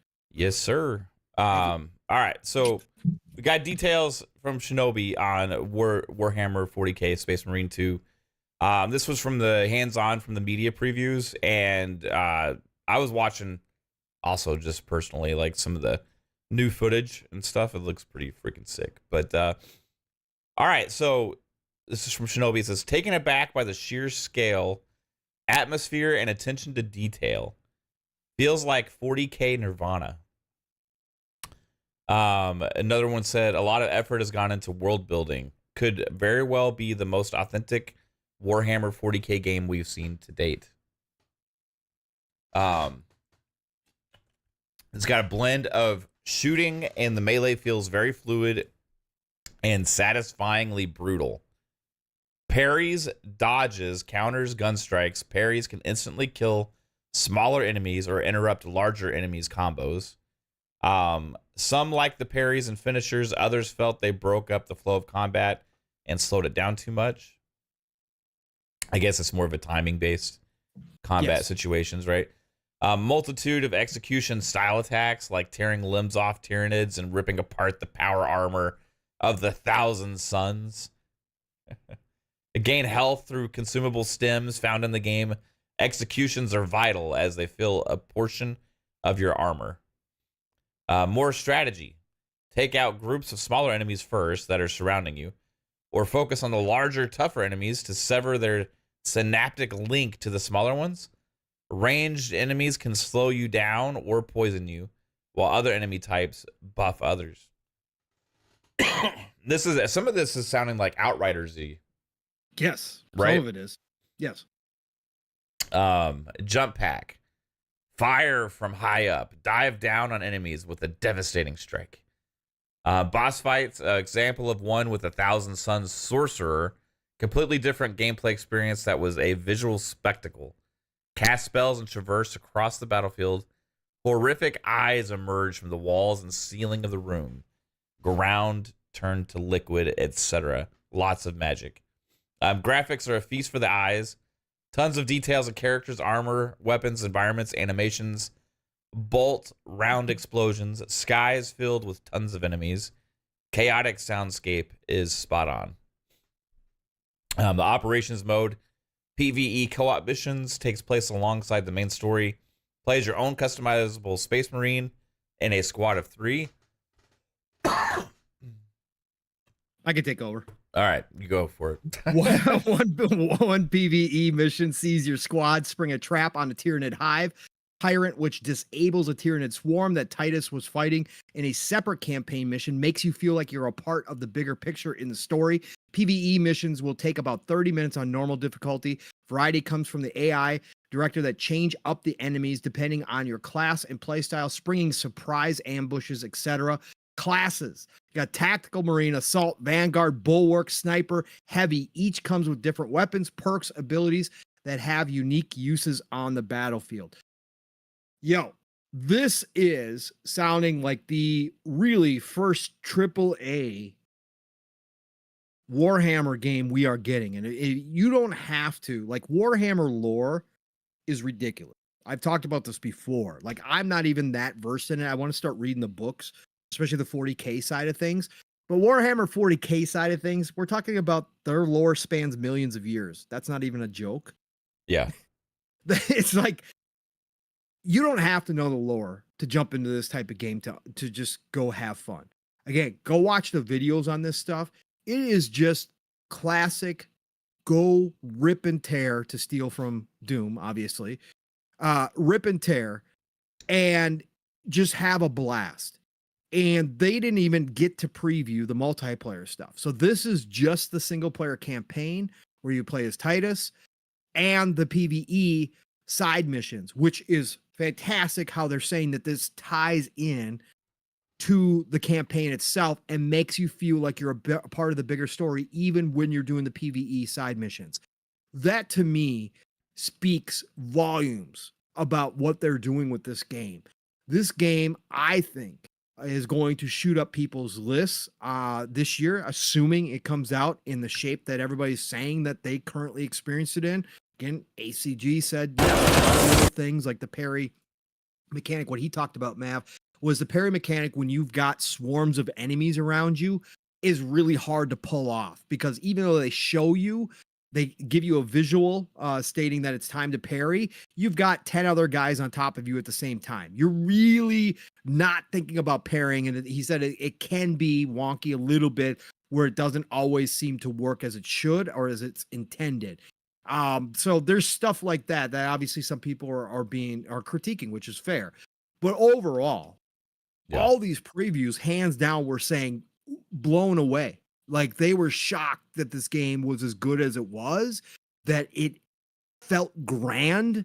Again, it feels, when you're watching the videos, it feels and looks like those moments in early Gears games where you are constantly, and even more so because you're talking about swarms of thousands of enemies on the screen at the same time with their swarm engine, that it feels like you're pressed all the time and you're battling all these monsters, but then you have these big grand set piece moments that they've set up as well. And people were talking about like those moments are like, holy shit, wow. And they've got a wide range of enemies, from smaller enemies all the way up to Titan like enemies as well. And you're going to be battling all of them. And everybody said it felt different all the time. And they really had to, like you said, Mav, strategize how you're going to take this stuff down, and that your classes were going to matter. And that's just on the PV. That's the throw-in side of things where you're playing with other people. The campaign, people are saying, is actually really well done, and like the story is cool. So anybody out there who hasn't experienced a Warhammer game before, don't be afraid to jump into this one just because you don't know anything about the lore. You don't have to. You will learn as you go. They do a great job. Yes, you're going to be lost. There are going to be things that if you haven't played the first one that you might miss, or whatever the case may be, but it doesn't matter. This is about going and killing shit, okay? And again, there are games, we don't get all those types of games anymore like that. Like everybody tries to do the deeper stuff, or it's got to have meaning. Helldivers 2 was that game that we talked about here, Mav. Yeah. Where it just allowed us to get together and just go blow shit up. Yeah. Okay. That's what it's about, right? But it was fun. That's the main part. It was a blast, right? And yes, there was some strategy involved. Yes, we had to think, and there was moments where we were like, oh my God, how are we going to get out of this? That's what it feels like Space Marine 2 is bringing, Mav. So reading through this, Mav, I don't know how much you've looked at the current videos and what they put out, but or how many of the previews you took a look at, but how excited are you for Space Marine 2? Yeah, I mean, I've seen the gameplay plenty, and the gameplay was enough for me to be like, yeah, I'm going to get this game. So, yeah. It looks like it's going to be a blast. Or the co-op is what I'm kind of most excited about, to give it a go with you guys. Just running through these levels and stuff. Like, it looks like it's got a great mixture of gameplay, like horde elements, and then you're kind of go through like regular kind of levels and stuff like that too, and kind of progress. But overall, man, like the armors, the classes, it just abilities. Yes. It looks like a bloody fun time. A bloody good time, you say? Yes, dear old chap. It's going to be a bloody good time. I'm curious how good the progression is for your character, and like the abilities and all of that. You know, that's what I'm most curious about, is like the character growth for doing all these missions, and what you can unlock, and how powerful you feel, and all that kind of stuff. Yeah. Yeah, the thing is, an ACG pointed this out, just to give you an idea of the Warhammer and what a Space Marine is. ACG laid it out perfectly. ACG knows some Warhammer lore. But basically, this game is based upon the real lore. Space Marines, that's why they called them angels or battle angels when they showed up on the battlefield to regular troopers. They were godlike figures. Mm-hmm. Basically, the idea is this planet that you're landing on has been taken over by Tyranids, which are obviously like aliens, right? Alien life form. But they multiply that way, right? So there's millions of aliens on this planet. They sent 3 Space Marines. Right. That's how, to clear it out. That's how powerful the Space Marines are. And ACG said this game makes you feel like that. Right. Like that they give you that power. Like that's how you feel playing Space Marine 2, which is what it's all about. The first one did a nice job. This one takes it a whole, again, we're 2 generations past the first one, and the tech is wildly different. So the presentation is going to be even more over the top, giving you that feeling of basically godlike, that you are a god in a suit of armor, dropping down and just going ham on everything that's left on this planet, because it's all aliens. Like man, I'm so freaking pumped Yeah. for this game. This 2024 is already such a kick-ass year for video gaming, and we're getting something like this that nobody really saw coming. Like I said, I've seen the videos and I kept saying, "Ooh, God, that looks like they've really done something here." They delayed it to polish it some more, and if they pull off the PvP as well, and it's just fun, classic PvP modes, and it's just a good time because you're running around as Space Marines. Like, I can't wait for this. This is just gonna be another cherry on top of what's already a freaking fantastic year. So we're looking forward to this. Yeah, man. So Looks Oh, fantastic. it does, bro. It does. Oh my God, man. It's a $70 game, right? For a regular version? Yes. Yep. $100 for the ultimate. Yep. Let's see here. And no pay to win, of course. They're not doing pay to win. It's all cosmetics Right. and DLC shit that you get in the ultimate edition. So man, I want you to talk about this a little bit if you can. I don't know. Did you watch the zombie trailer? I Or saw Blackout? it. Yeah. Okay. So you did watch that. I'm assuming you've seen some of the leaks on Black Ops 6 as well. Yeah, some of Been the out there? ones that were leaked from the Omni-movement. PS4 version. Yeah. Yeah. Where the hands look like it's Yeah. freaking Medal of Honor, bro. It Yeah. literally, I was like, this looks like Medal of Honor from like PS2. Like, yo. Anyways, I can't believe they're doing it. But all right.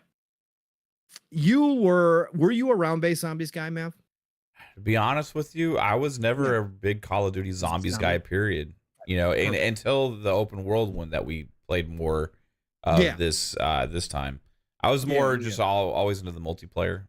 Multiplayer. All right, so let's focus on the multiplayer because the zombies. I'm not the turn-based guy, anyways. Either, as I've said multiple times, I like the open world. Me and the kiddo played a lot of turn-based back in the day. He's a turn-based zombies guy, and Yeah. him and I played all the damn time. He fell in love with zombies. Like, that's what he did. Like, he didn't even play the multiplayer at one point. He would only play zombies.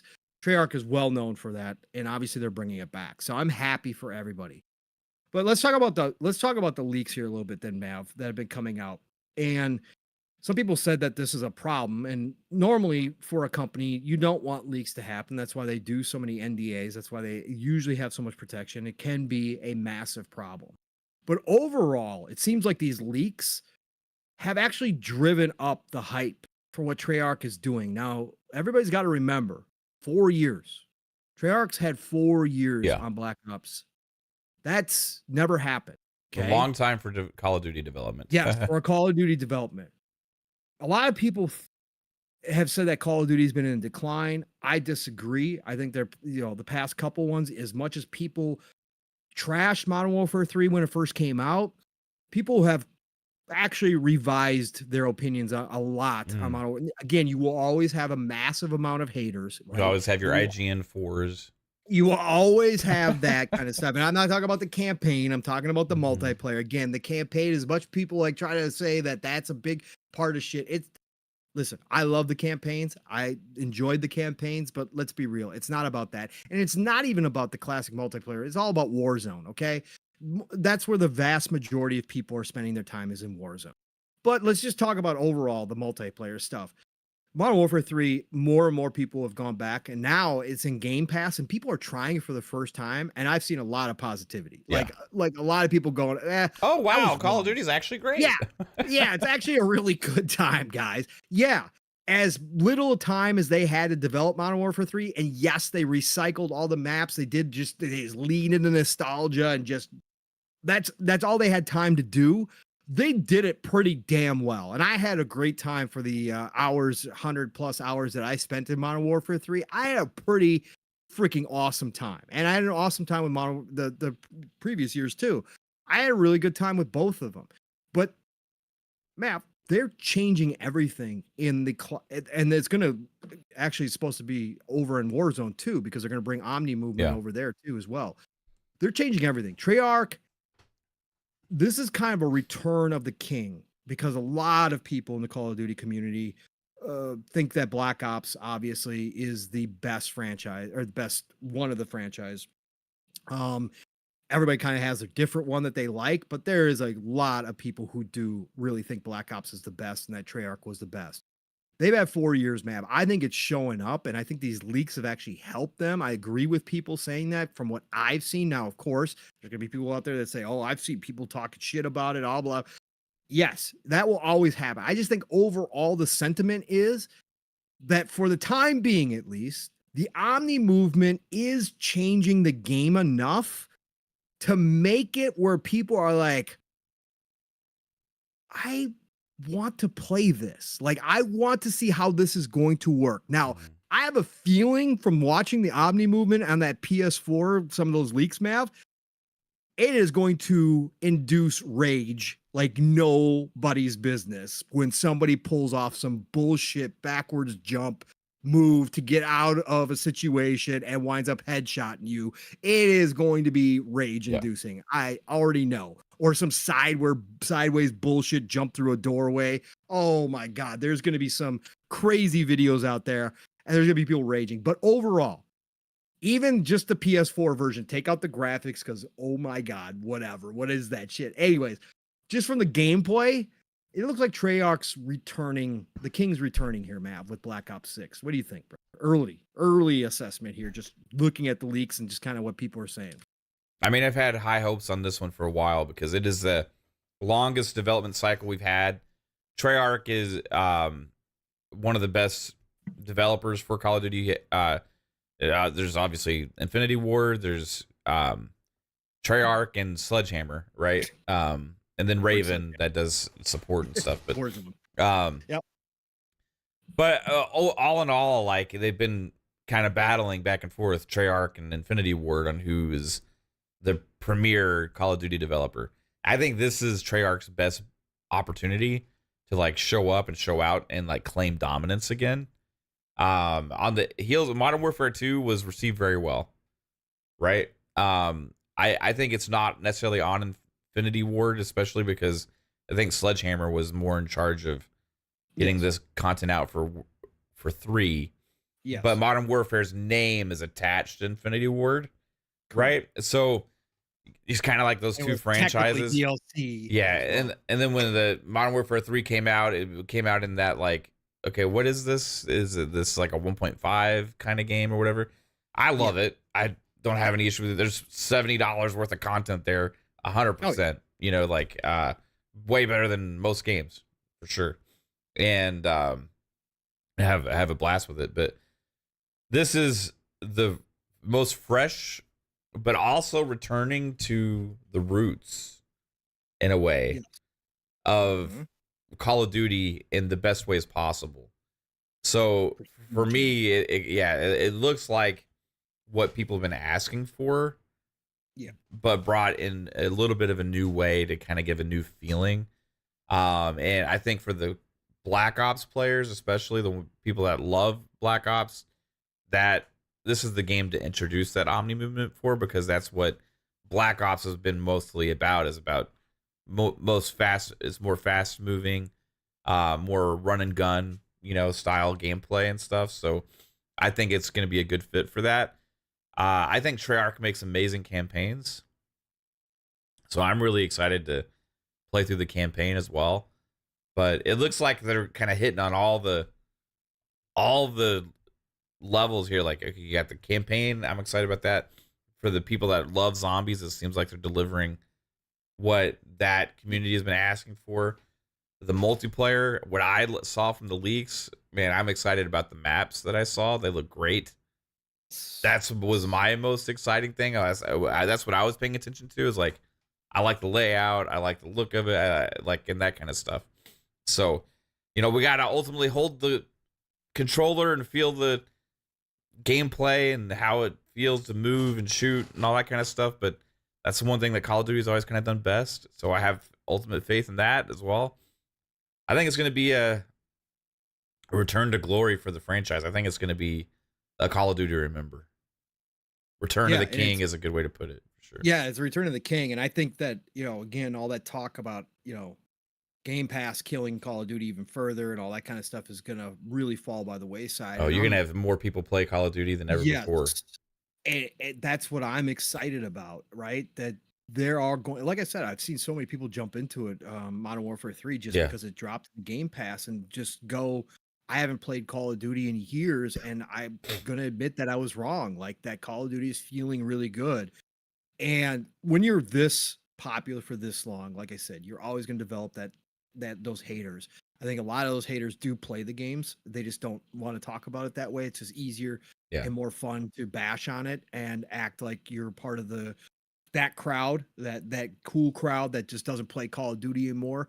I think there's a lot of secret players out there that are haters online, and I think that this is going to open up even more so for more people to jump back into Call of Duty than they, and just try it. And if Treyarch is going to deliver, and they're going to deliver with the zombies included, and it's going to carry over into Warzone, which is the most popular mode, but the regular multiplayer starts to become big again in a way that it hasn't necessarily. It's been overshadowed by Warzone for a long time, and I'm not saying that it's ever going to eclipse Warzone. Warzone is where it's at for most people in this day and age. But I think that even if the multiplayer, just from the surge of people coming back to Call of Duty again, starts to get that old feeling again, I think this could be that moment where people actually start to look at Call of Duty and go, okay, this is back. And I think it is going to open up the discussion, Matt, about what we talked about when ABK acquisition was happening.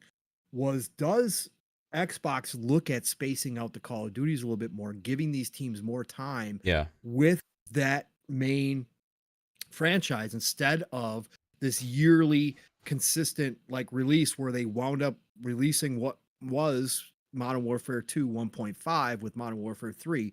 All intents and purposes, we know for a fact that was going to be DLC, an add-on while Treyarch finished up Black Ops 6. If Xbox sees the success that Treyarch can have, and if the showering of praise starts to come in for Black Ops 6 and people start talking about, and I'm talking about, the journalists out here and us and the YouTubers and all the big people start, the Call of Duty YouTubers and that kind of stuff, start talking about what a difference it made to have Treyarch get 4 years and look at what they've done. Holy shit, this is really, really good stuff here. Maybe Xbox does look at giving their teams more time, Infinity Ward and Treyarch, more time in between actual releases. And maybe we do see that break a little bit from the yearly Call of Duty release. Now, the business side says, no way in hell. The business side says this was a once in a blue moon thing that kind of lined up for Treyarch to have 4 years to do this. But I think that it could give them pause enough to say, listen, if we want Call of Duty to continue to be the franchise that it is and actually even grow it more, maybe we need to look at somehow making this all work where these teams, especially Infinity Ward, Treyarch, have that kind of time to develop fully a brand new Call of Duty that feels fresh in some way and kind of gets over that burnout that a lot of people get from Call of Duty's yearly release. We're going to find out, Matt. August 30th, for anybody who doesn't know or hasn't heard, is the open beta.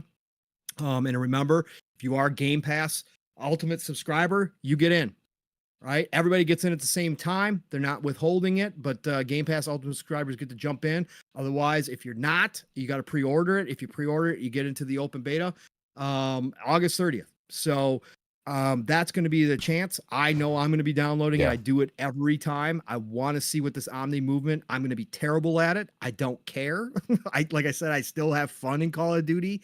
I just want to see how this feels. And again, the biggest thing for me, it's a dumb thing, but it's a thing that I've been calling for. The fact that Treyarch listened and said, we're bringing back Prestige, classic Prestige levels. That's what I'm talking about. There was something cool, as dumb as it was, to Prestige and then start all over again. But that simple little reward, getting that stupid little emblem that you could put up on your call tag, right? Just with it added to it. I just enjoyed prestiging.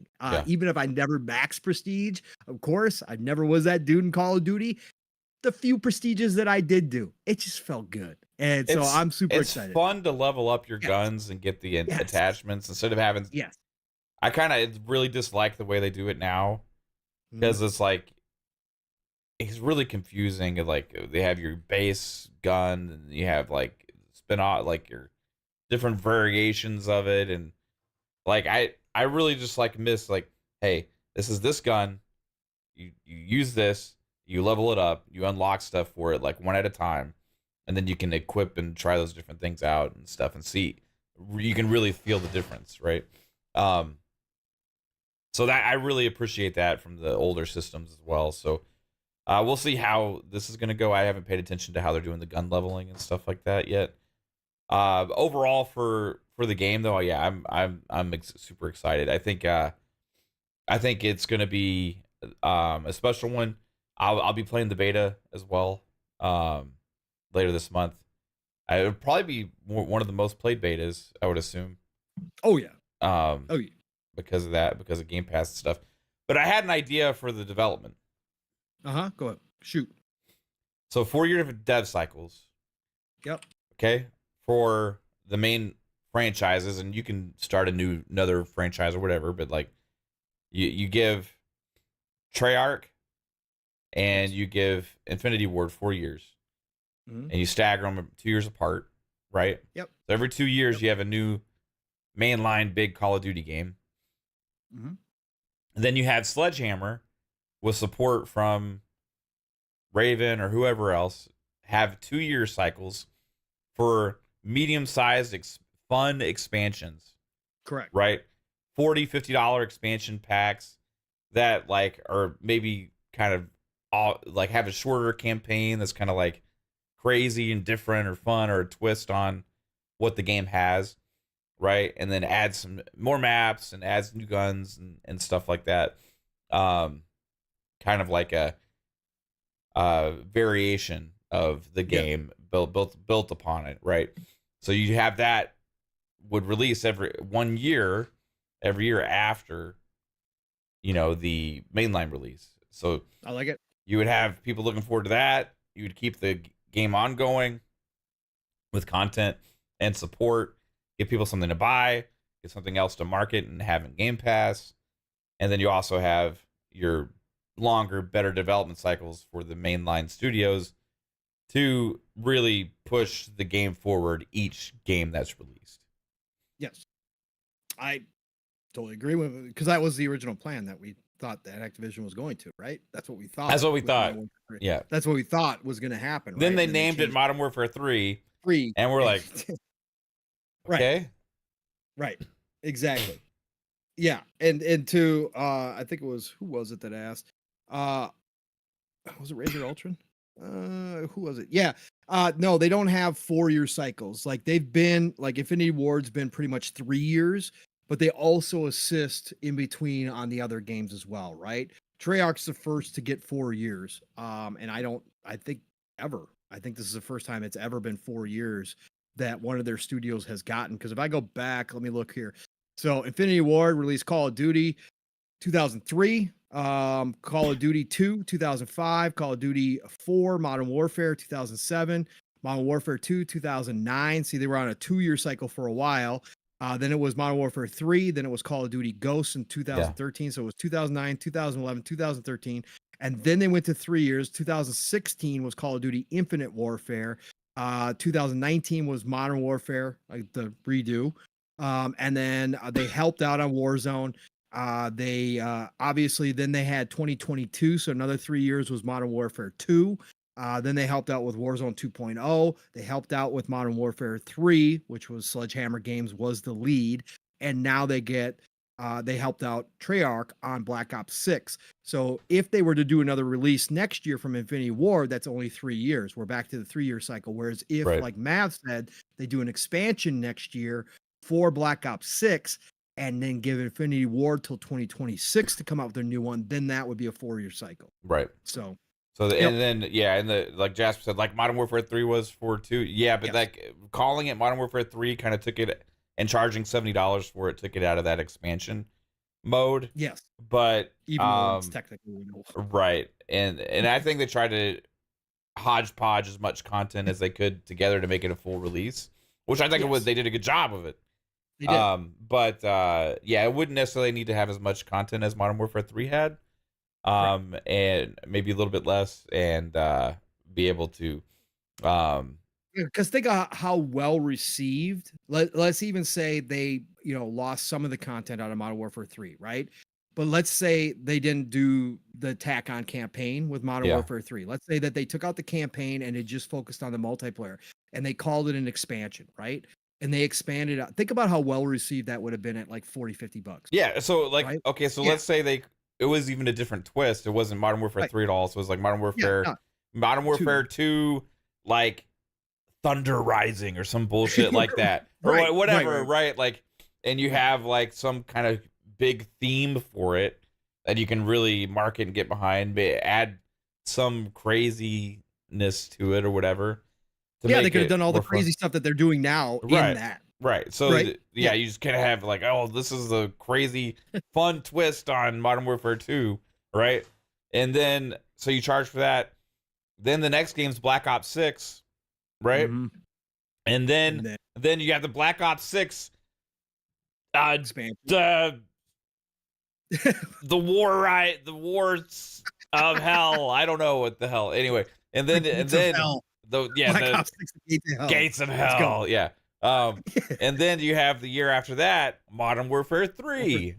From Infinity War. Man, the hype behind Modern Warfare 3 at that point, and the amount of evolution from 2 to 3 would have been a lot more dramatic.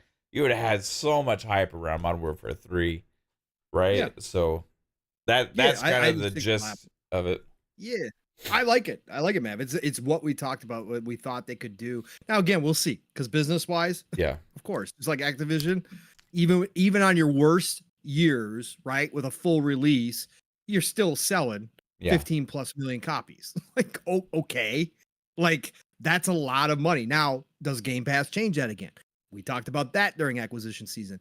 Does the value of Call of Duty's yearly releases go down due to it being in Game Pass? And that's just a straight business question, because you're not going to necessarily sell as many copies as your Xbox fan base, right? Will play that through Game Pass. How much do you make up on the back end? How much more in monetization do you sell in skins, etc.? Because we do know, as Xbox players in Game Pass, there is that, and they've said it factually, that we see people spend more money in the games and other games when they get these types of games in Game Pass. So will that transfer over to Call of Duty? Will you see more people spend money on skins because they got the game for free, quote unquote, in Game Pass? That's all going to come into play, and obviously going to come into the business decisions, but it is going to be interesting to watch and see how they evolve this. And like I said, if Treyarch comes out and that 4 years shows in the game, from what we've seen so far, it definitely has. It gave them time to come up with the Omni movement, right? Which kind of changes things. It gives a fresh breath of fresh air. Allowed them to go back, redo round-based zombies. Again, for all the fans who are missing round-based zombies. Could this possibly be, if it comes out and gets a ton of praise as being one of the best Call of Duties that people have played in a very long time, including Modern Warfare 2, which a lot of people did like, what happens? Do they look at that and say that 4 years was well spent, and that's what we need to do to keep Call of Duty at the top and not have that burnout factor? That's what I think the discussions are going to be. We're going to find out. Yeah. Oh, man. Oh, man. What else we got, Mav? Again, small week, guys. Yeah. Let's talk. You want to talk about the consoles? You want to talk about consoles? Because we got more information about consoles. Which one? The fact that the consoles are doom and gloomed, or what? Or no, they're not actually doom. They're not actually doom and gloom. That one, it's like just let's do that one. Okay. I shout out to Matt Piscatella, always bringing the straight facts, even though everybody wants the console war in his comments, and he just hates the shit out of it, which I find it funny. He goes through it every single time, but for anybody who doesn't know, Matt Piscatella works for Circana, who does study all the sales trends, gets all the figures, and works out all the graphs and kind of sees what's going on in the industry as a whole when it comes to games, consoles, hardware, software, etc. Matt Piscatella put out this week, because we got the information on the PlayStation sales points as well this week, Mav. And guess what? PlayStation was also down, Mav. What? So Matt, yeah. So it all came out this week. But Matt Piscatella, of course, in his way that he only can, put it into perspective, Mav, because like we talked about, which is funny because we had this discussion, if everybody remembers, about Xbox when everybody was dooming and glooming Xbox, and I said I'm kind of sick and tired of talking about the sales. Xbox isn't focused on the consoles anymore. Obviously, it makes sense, but we also, in that discussion, Mav, brought up the fact that this generation is different. It's not the same. There is no console price slashing going on, which we normally see, right? You still have half of the players on last gen because the game companies themselves, the software companies themselves aren't making their games current gen only. They are making them predominantly still at this point in this generation cross gen, which means like Call of Duty, people don't have to move on from their old systems. So Matt Piscatella, on top of him putting out the facts that PlayStation was down over 30% in console sales as well, put out this little thread here, Mav, and he said in the US, PlayStation 5 is still 7% ahead of PlayStation 4 life to date. And Switch is only 1.1 million units behind PlayStation 2 in lifetime sales. He included the Switch because the Switch was down 40% and both Mav and I poo-pooed that weeks ago and said, okay, it's end of life for the Switch. Everybody who wants a Switch has a Switch at this point. Of course, it's going to start dropping, whatever.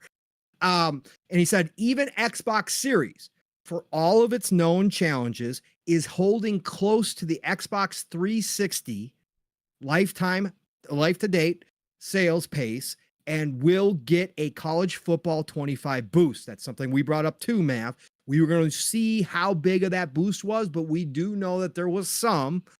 Now we're going to see, but he's indicating, and obviously he knows because he's seeing initial numbers through Circana that they did see a boost. No, the console market isn't doomed, he says. Sheesh. Right? And he says, anyways, could be a fun combo to revisit in a couple weeks. Who knows? Again, he's got inside information. He is seeing early numbers. So yes, we could be seeing some better numbers come the next time around. So, Mav, I just want to bring this up. Again, we talked about it with the Xbox situation, the PlayStation situation. They're at 61 million units sold supposedly right now. Yeah. And I say supposedly because again, we don't know how many are active, right? We don't have the active actual consoles turned on numbers. We don't know if it's, how close 61 is actually out in the wild, but we'll just take it at face value. 61 million consoles. They're doing great. They're ahead of PlayStation 4 sales still 7% ahead. Xbox is close to 360. Right? 360 had great sales. Yes, it had its red ring of death, but 360 sales were generally pretty solid throughout the generation. There was a couple dips here and there was a couple highs due to certain games coming out or certain situations or certain, times where the games weren't all hitting. But my God, the 360 generation was fantastic. And he's saying that Xbox Series consoles in total are still close to that number pacing wise. So I gotta say, man, everything that we kind of talked about kind of came true here as far as what we were saying, that the sales numbers are what they are, that again, this generation is so different from all the other ones. It is very hard to judge any of these systems based upon what's been happening. PlayStation, right? Of course, they're going to see a dip, Mav. They haven't put out anything as far as new games go that are must buys from their first party, right? They've had all their games early in this generation launch. And then it's been second party, third party deals carrying their system. But to the masses, to the people on the PlayStation 4, Mav, there's been no reason to go back and get a PlayStation 5. They've had no reason to convert. Again, same as Xbox. They've had half of their customers stay on the previous gen. That is an indicator that the people and the consumers, gamers, are changing their habits this time around, dictated by what the software companies have chosen to do, in my opinion, with the cross-gen games being widely available. Very few current gen only, and even less must buy. College Football 25 showed that there is those games that can do it. We all said that Call of Duty, if they chose to do it this time around, would have pushed people. And obviously, we talked about the grand unicorn of them all, Grand Theft Auto 6, when that finally drops. If that's, which we all expect is going to be current gen only, will push people. But man, there's no doom and gloom here. It's all relevant. It's all based upon what has happened this generation that's been different from every other generation. No sales. The consoles are as expensive, and in some parts of the world, more expensive than when they launched, 4 years ago now, coming up on 4 years ago. Crazy, bro. We've never seen this before. It's weird. But anyways, Matt, what's your thoughts on Matt Piscatella and the numbers coming out from PlayStation being down but still ahead of pace, and Xbox right there? Yeah, it just kind of seems like everything is kind of par for the course. Yep. For me, I feel like when Xbox financials come out, everybody's like, "Oh, this is horrible. Oh, this is they should just give up now." You know, why are they even try and make consoles anymore? Who even cares if they make consoles? Just buy a PlayStation. Anyway. And then, you see the other reports come out, Nintendo win or whatever, then the PlayStation. It's like, yeah, okay, so it's an industry-wide thing, obviously, right now. Console cycles as well are always that's why they're called cycles, right? Because they do have the arc, of sales. So year over year isn't always going to tell you the full story, because sometimes that's an expectation, right? And I don't know what their exact expectations were for sales this year comparative to last year. But I know at some point they expect them to drop off, and maybe more significantly than they expected. But then you have other things that are going to be boost at times when they don't expect it as well. All in all, like, this Xbox seems to be selling as much as it has in the past generations. PlayStation seems to be selling about as much as it has in the past generations. And Nintendo's exceeded it because it's fitting two different categories. It's fitting handheld and console, right? So you have three things that are still viable in the market. And that's all that matters. If it matters if PlayStation still thinks it's valuable enough to make a console, if Microsoft thinks it's still valuable enough to make a console, and if Nintendo thinks it's still valuable enough for them to make a console. And that, at the end of the day, as a consumer, that's my only concern in the future is, will I be able to play on my favorite platform? And guess what? Xbox is the only one that has come out and repeatedly said they're working on the next generation hardware. So for me, I'm super fine with whatever the sales numbers are. I don't really care. They don't really have an impact on me whatsoever. I think that certain companies are doing certain things better than others, right? Yep.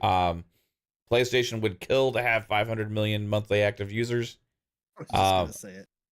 Xbox would kill to have as many Xboxes in people's hands as there are PlayStations, right?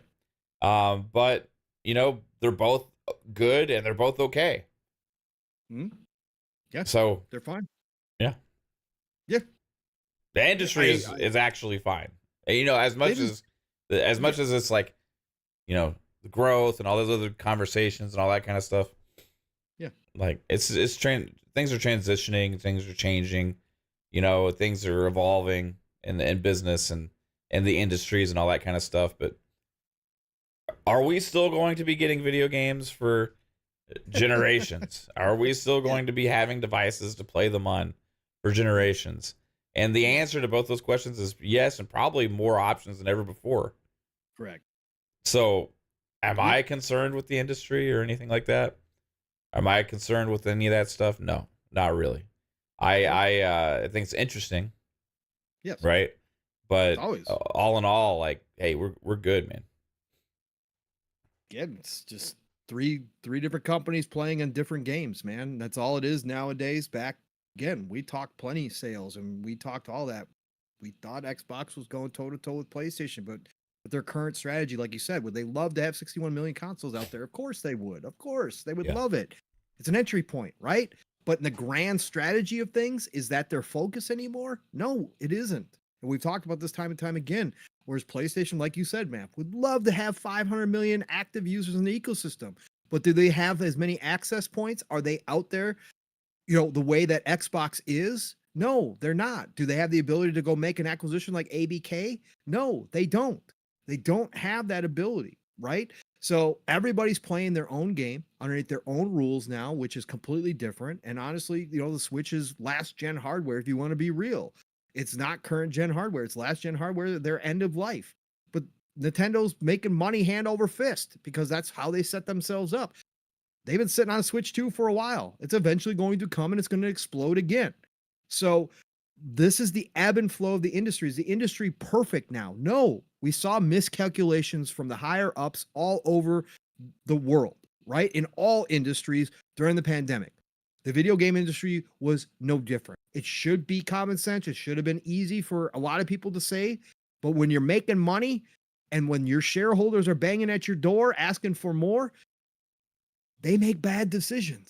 They make poor decisions. And we're seeing the ebb and flow. Unfortunately, again, the little people at the bottom suffer. It's what it is. It sucks. It's shitty. But the industry is not going anywhere. The industry is continuing to grow. Again, Strauss Zelnick said 3 years ago that he still sees 10 to 15 years of more growth, right? That's where they know is the fact. But now, how do you access all those people? Where do you get those people into your specific ecosystem? That's where everybody is kind of different right now. Nintendo is happy with where they're at. They're more than happy to stay there right now. Does that change down the road? Maybe. Maybe it doesn't.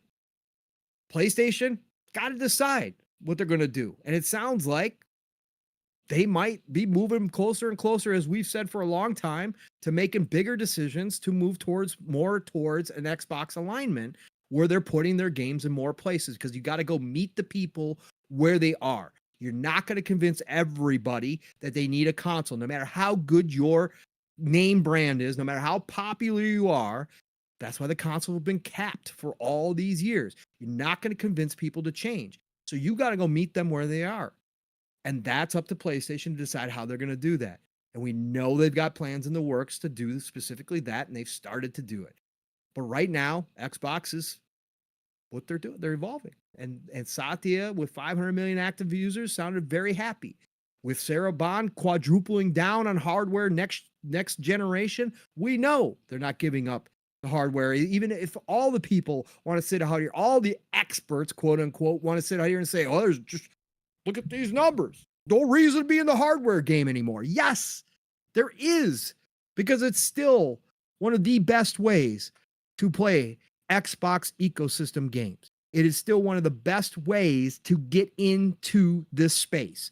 Still one of the cheapest ways to get into this space, and will be viable for at least a couple more generations, in my opinion. Would they love to sell more? Yes. Is there always potential that they knock it out of the park like Nintendo did with the Switch?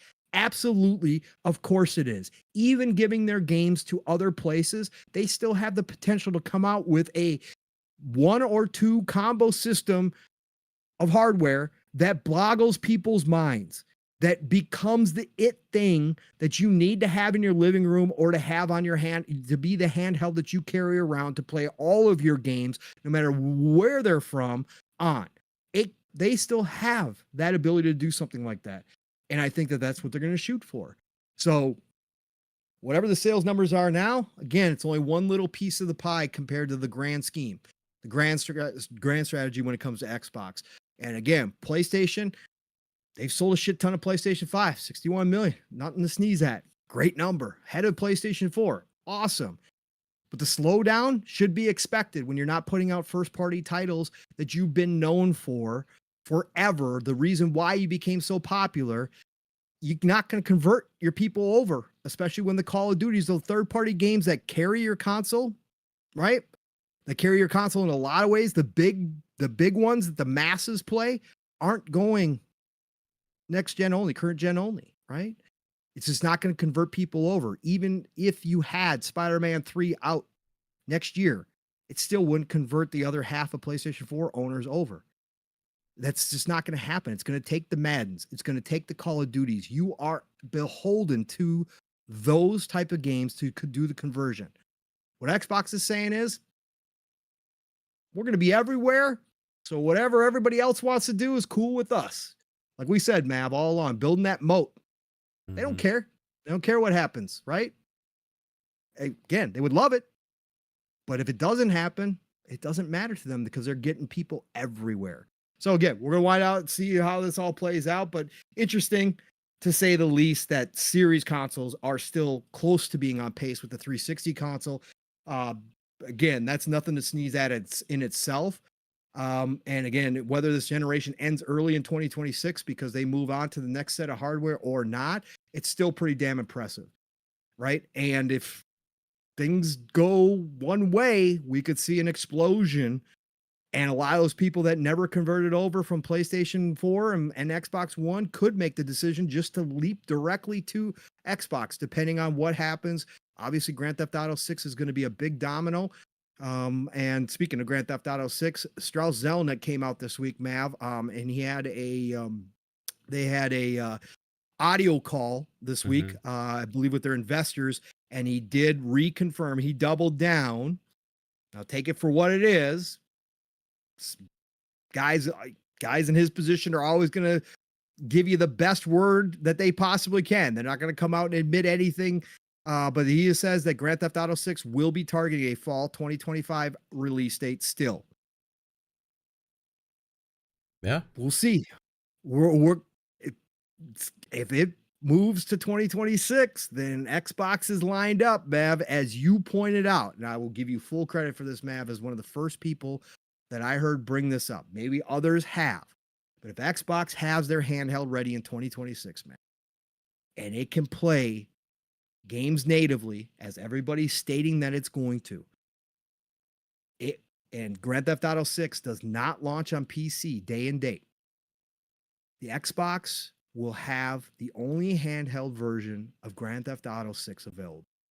And if you think that that is something to laugh at, you haven't been paying attention. That could be a massive marketing point for them. Yeah. Massive. To have everybody be able to take Grand Theft Auto 6 on the go as the only place you can do it with the Xbox handheld natively. Yeah, bro. It would be nuts. It would be nuts. Yep. I love that speculation, by the way, man. That was just pure genius on your part. I had not even thought of that. Well, I mean, it's possible. I mean, it could still be the same situation, even if, Yes, even if it launches in 2025. Yeah, right. I mean, again, it could be. It's just that if it did move to 2026, and they're ready to rock by the end of 2020. I mean, you're talking about a small gap where people are making decisions, and you come out and say, play Grand Theft Auto 6 on our handheld come this September. Yeah. Yo. I mean, I just imagine the marketing behind it, dude. Like, unbelievable. Crime on the go. Crime on the go. Yes. Oh, especially if there's a persistent world, like we thought, like we've speculated on with Grand Theft Auto 6, potentially online, persistent world where things are happening. Like, people are going to not want to miss out. And if they can take it on the go, oh God, opens up a whole new world. Yeah. The things got to line up, but it's not out of the question, Nope, it is not out of the realm of possibility. Let me see here. Man, I don't have much left here. Oh man, we've been flying through. I mean, I don't. Is there anything else even happened? I don't think anything else even happened. I guess we're over 2 hours. So, yeah, not a whole lot else happened. Let me take a quick look here. Fire Sprite, just speaking of Sony and PlayStation, Fire Sprite, obviously Sony first party now.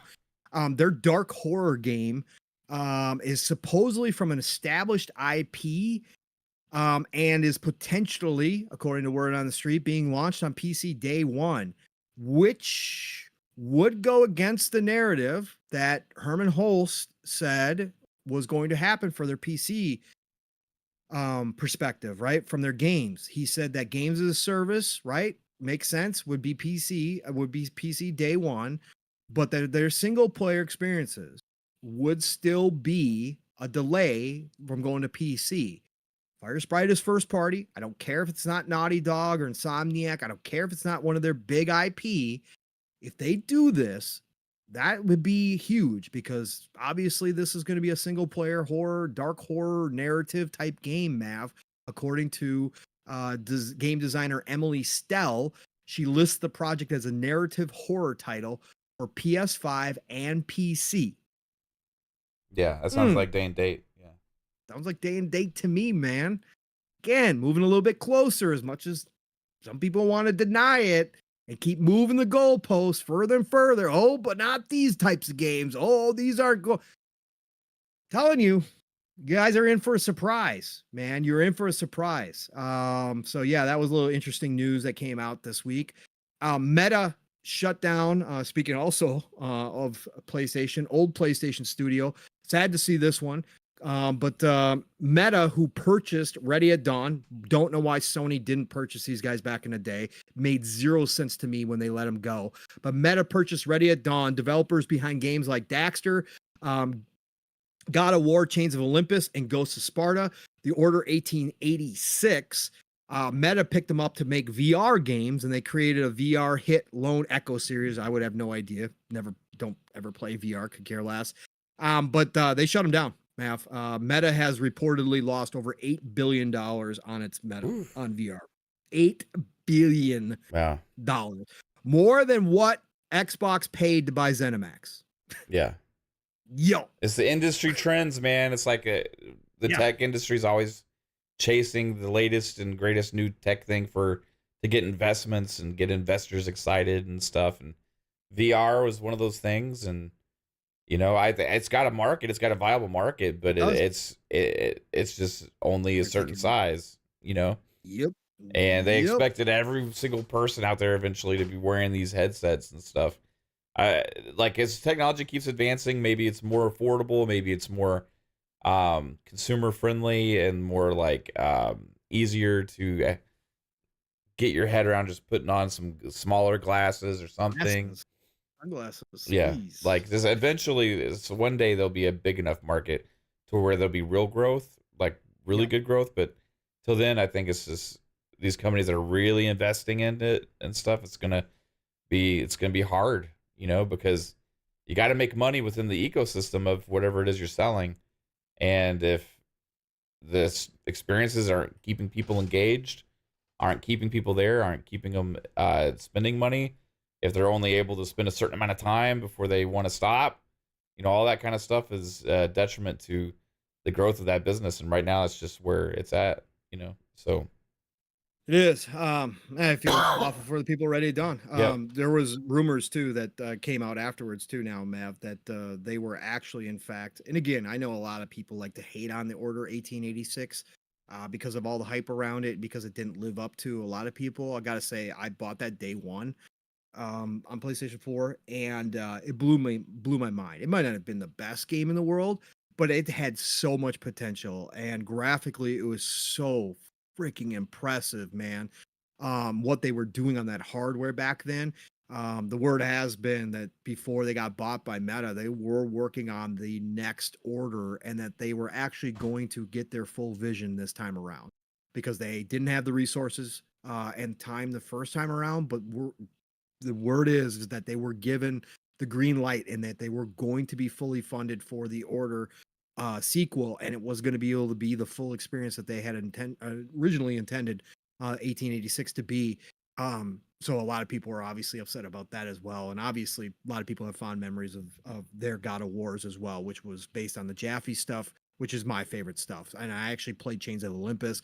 I can't remember if I played Ghosts of Sparta or not, but I played Chains of Olympus and really enjoyed the hell out of it. I thought it was really good. Well done. So sad to see Ready at Dawn close down. Again, another studio that's been around for a long time and has produced some high quality stuff. Yeah. And it sucks, man. Again, take risks.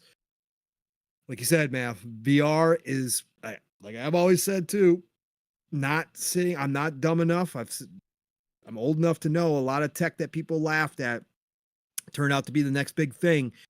Not dumb enough to go ahead and laugh at VR, even though it's not something that interests me right now, to not say that it is the future or could be the future in some form, like you said, Matt, in some form. Obviously not the form it is now, but it takes companies like Meta, like Sony, to go lose a bunch of money to push this tech forward for it to ever have a chance to grow into something that it potentially changes everything.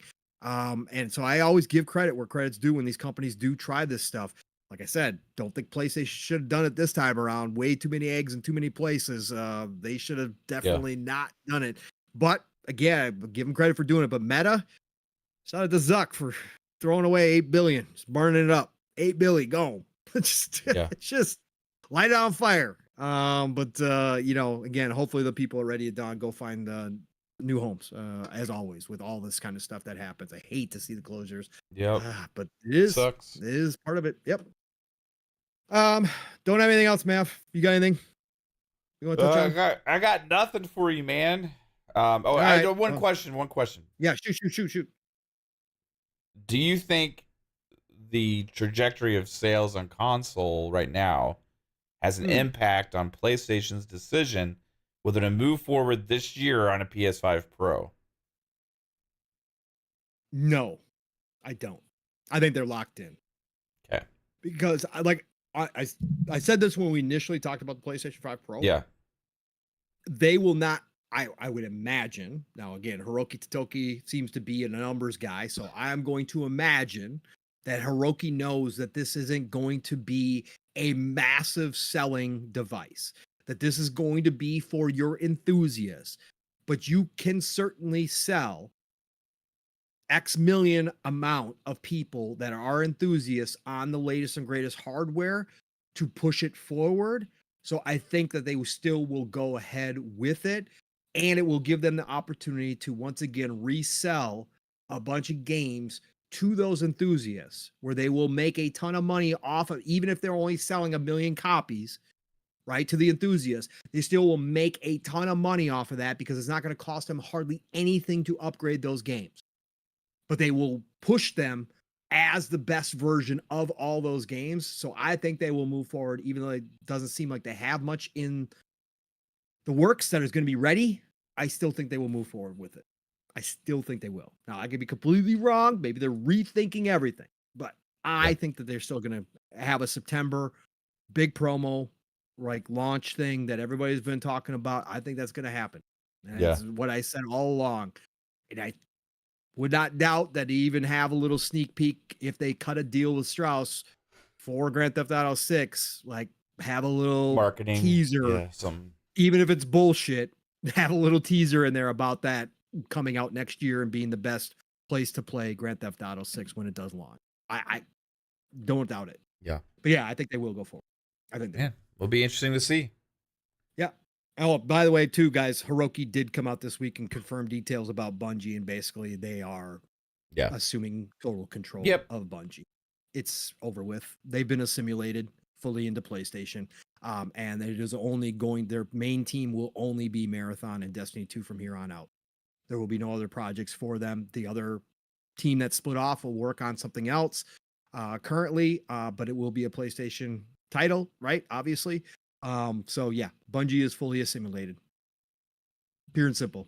Hiroki confirmed it, and it was numbers. It was pure and simple sales. It was bad.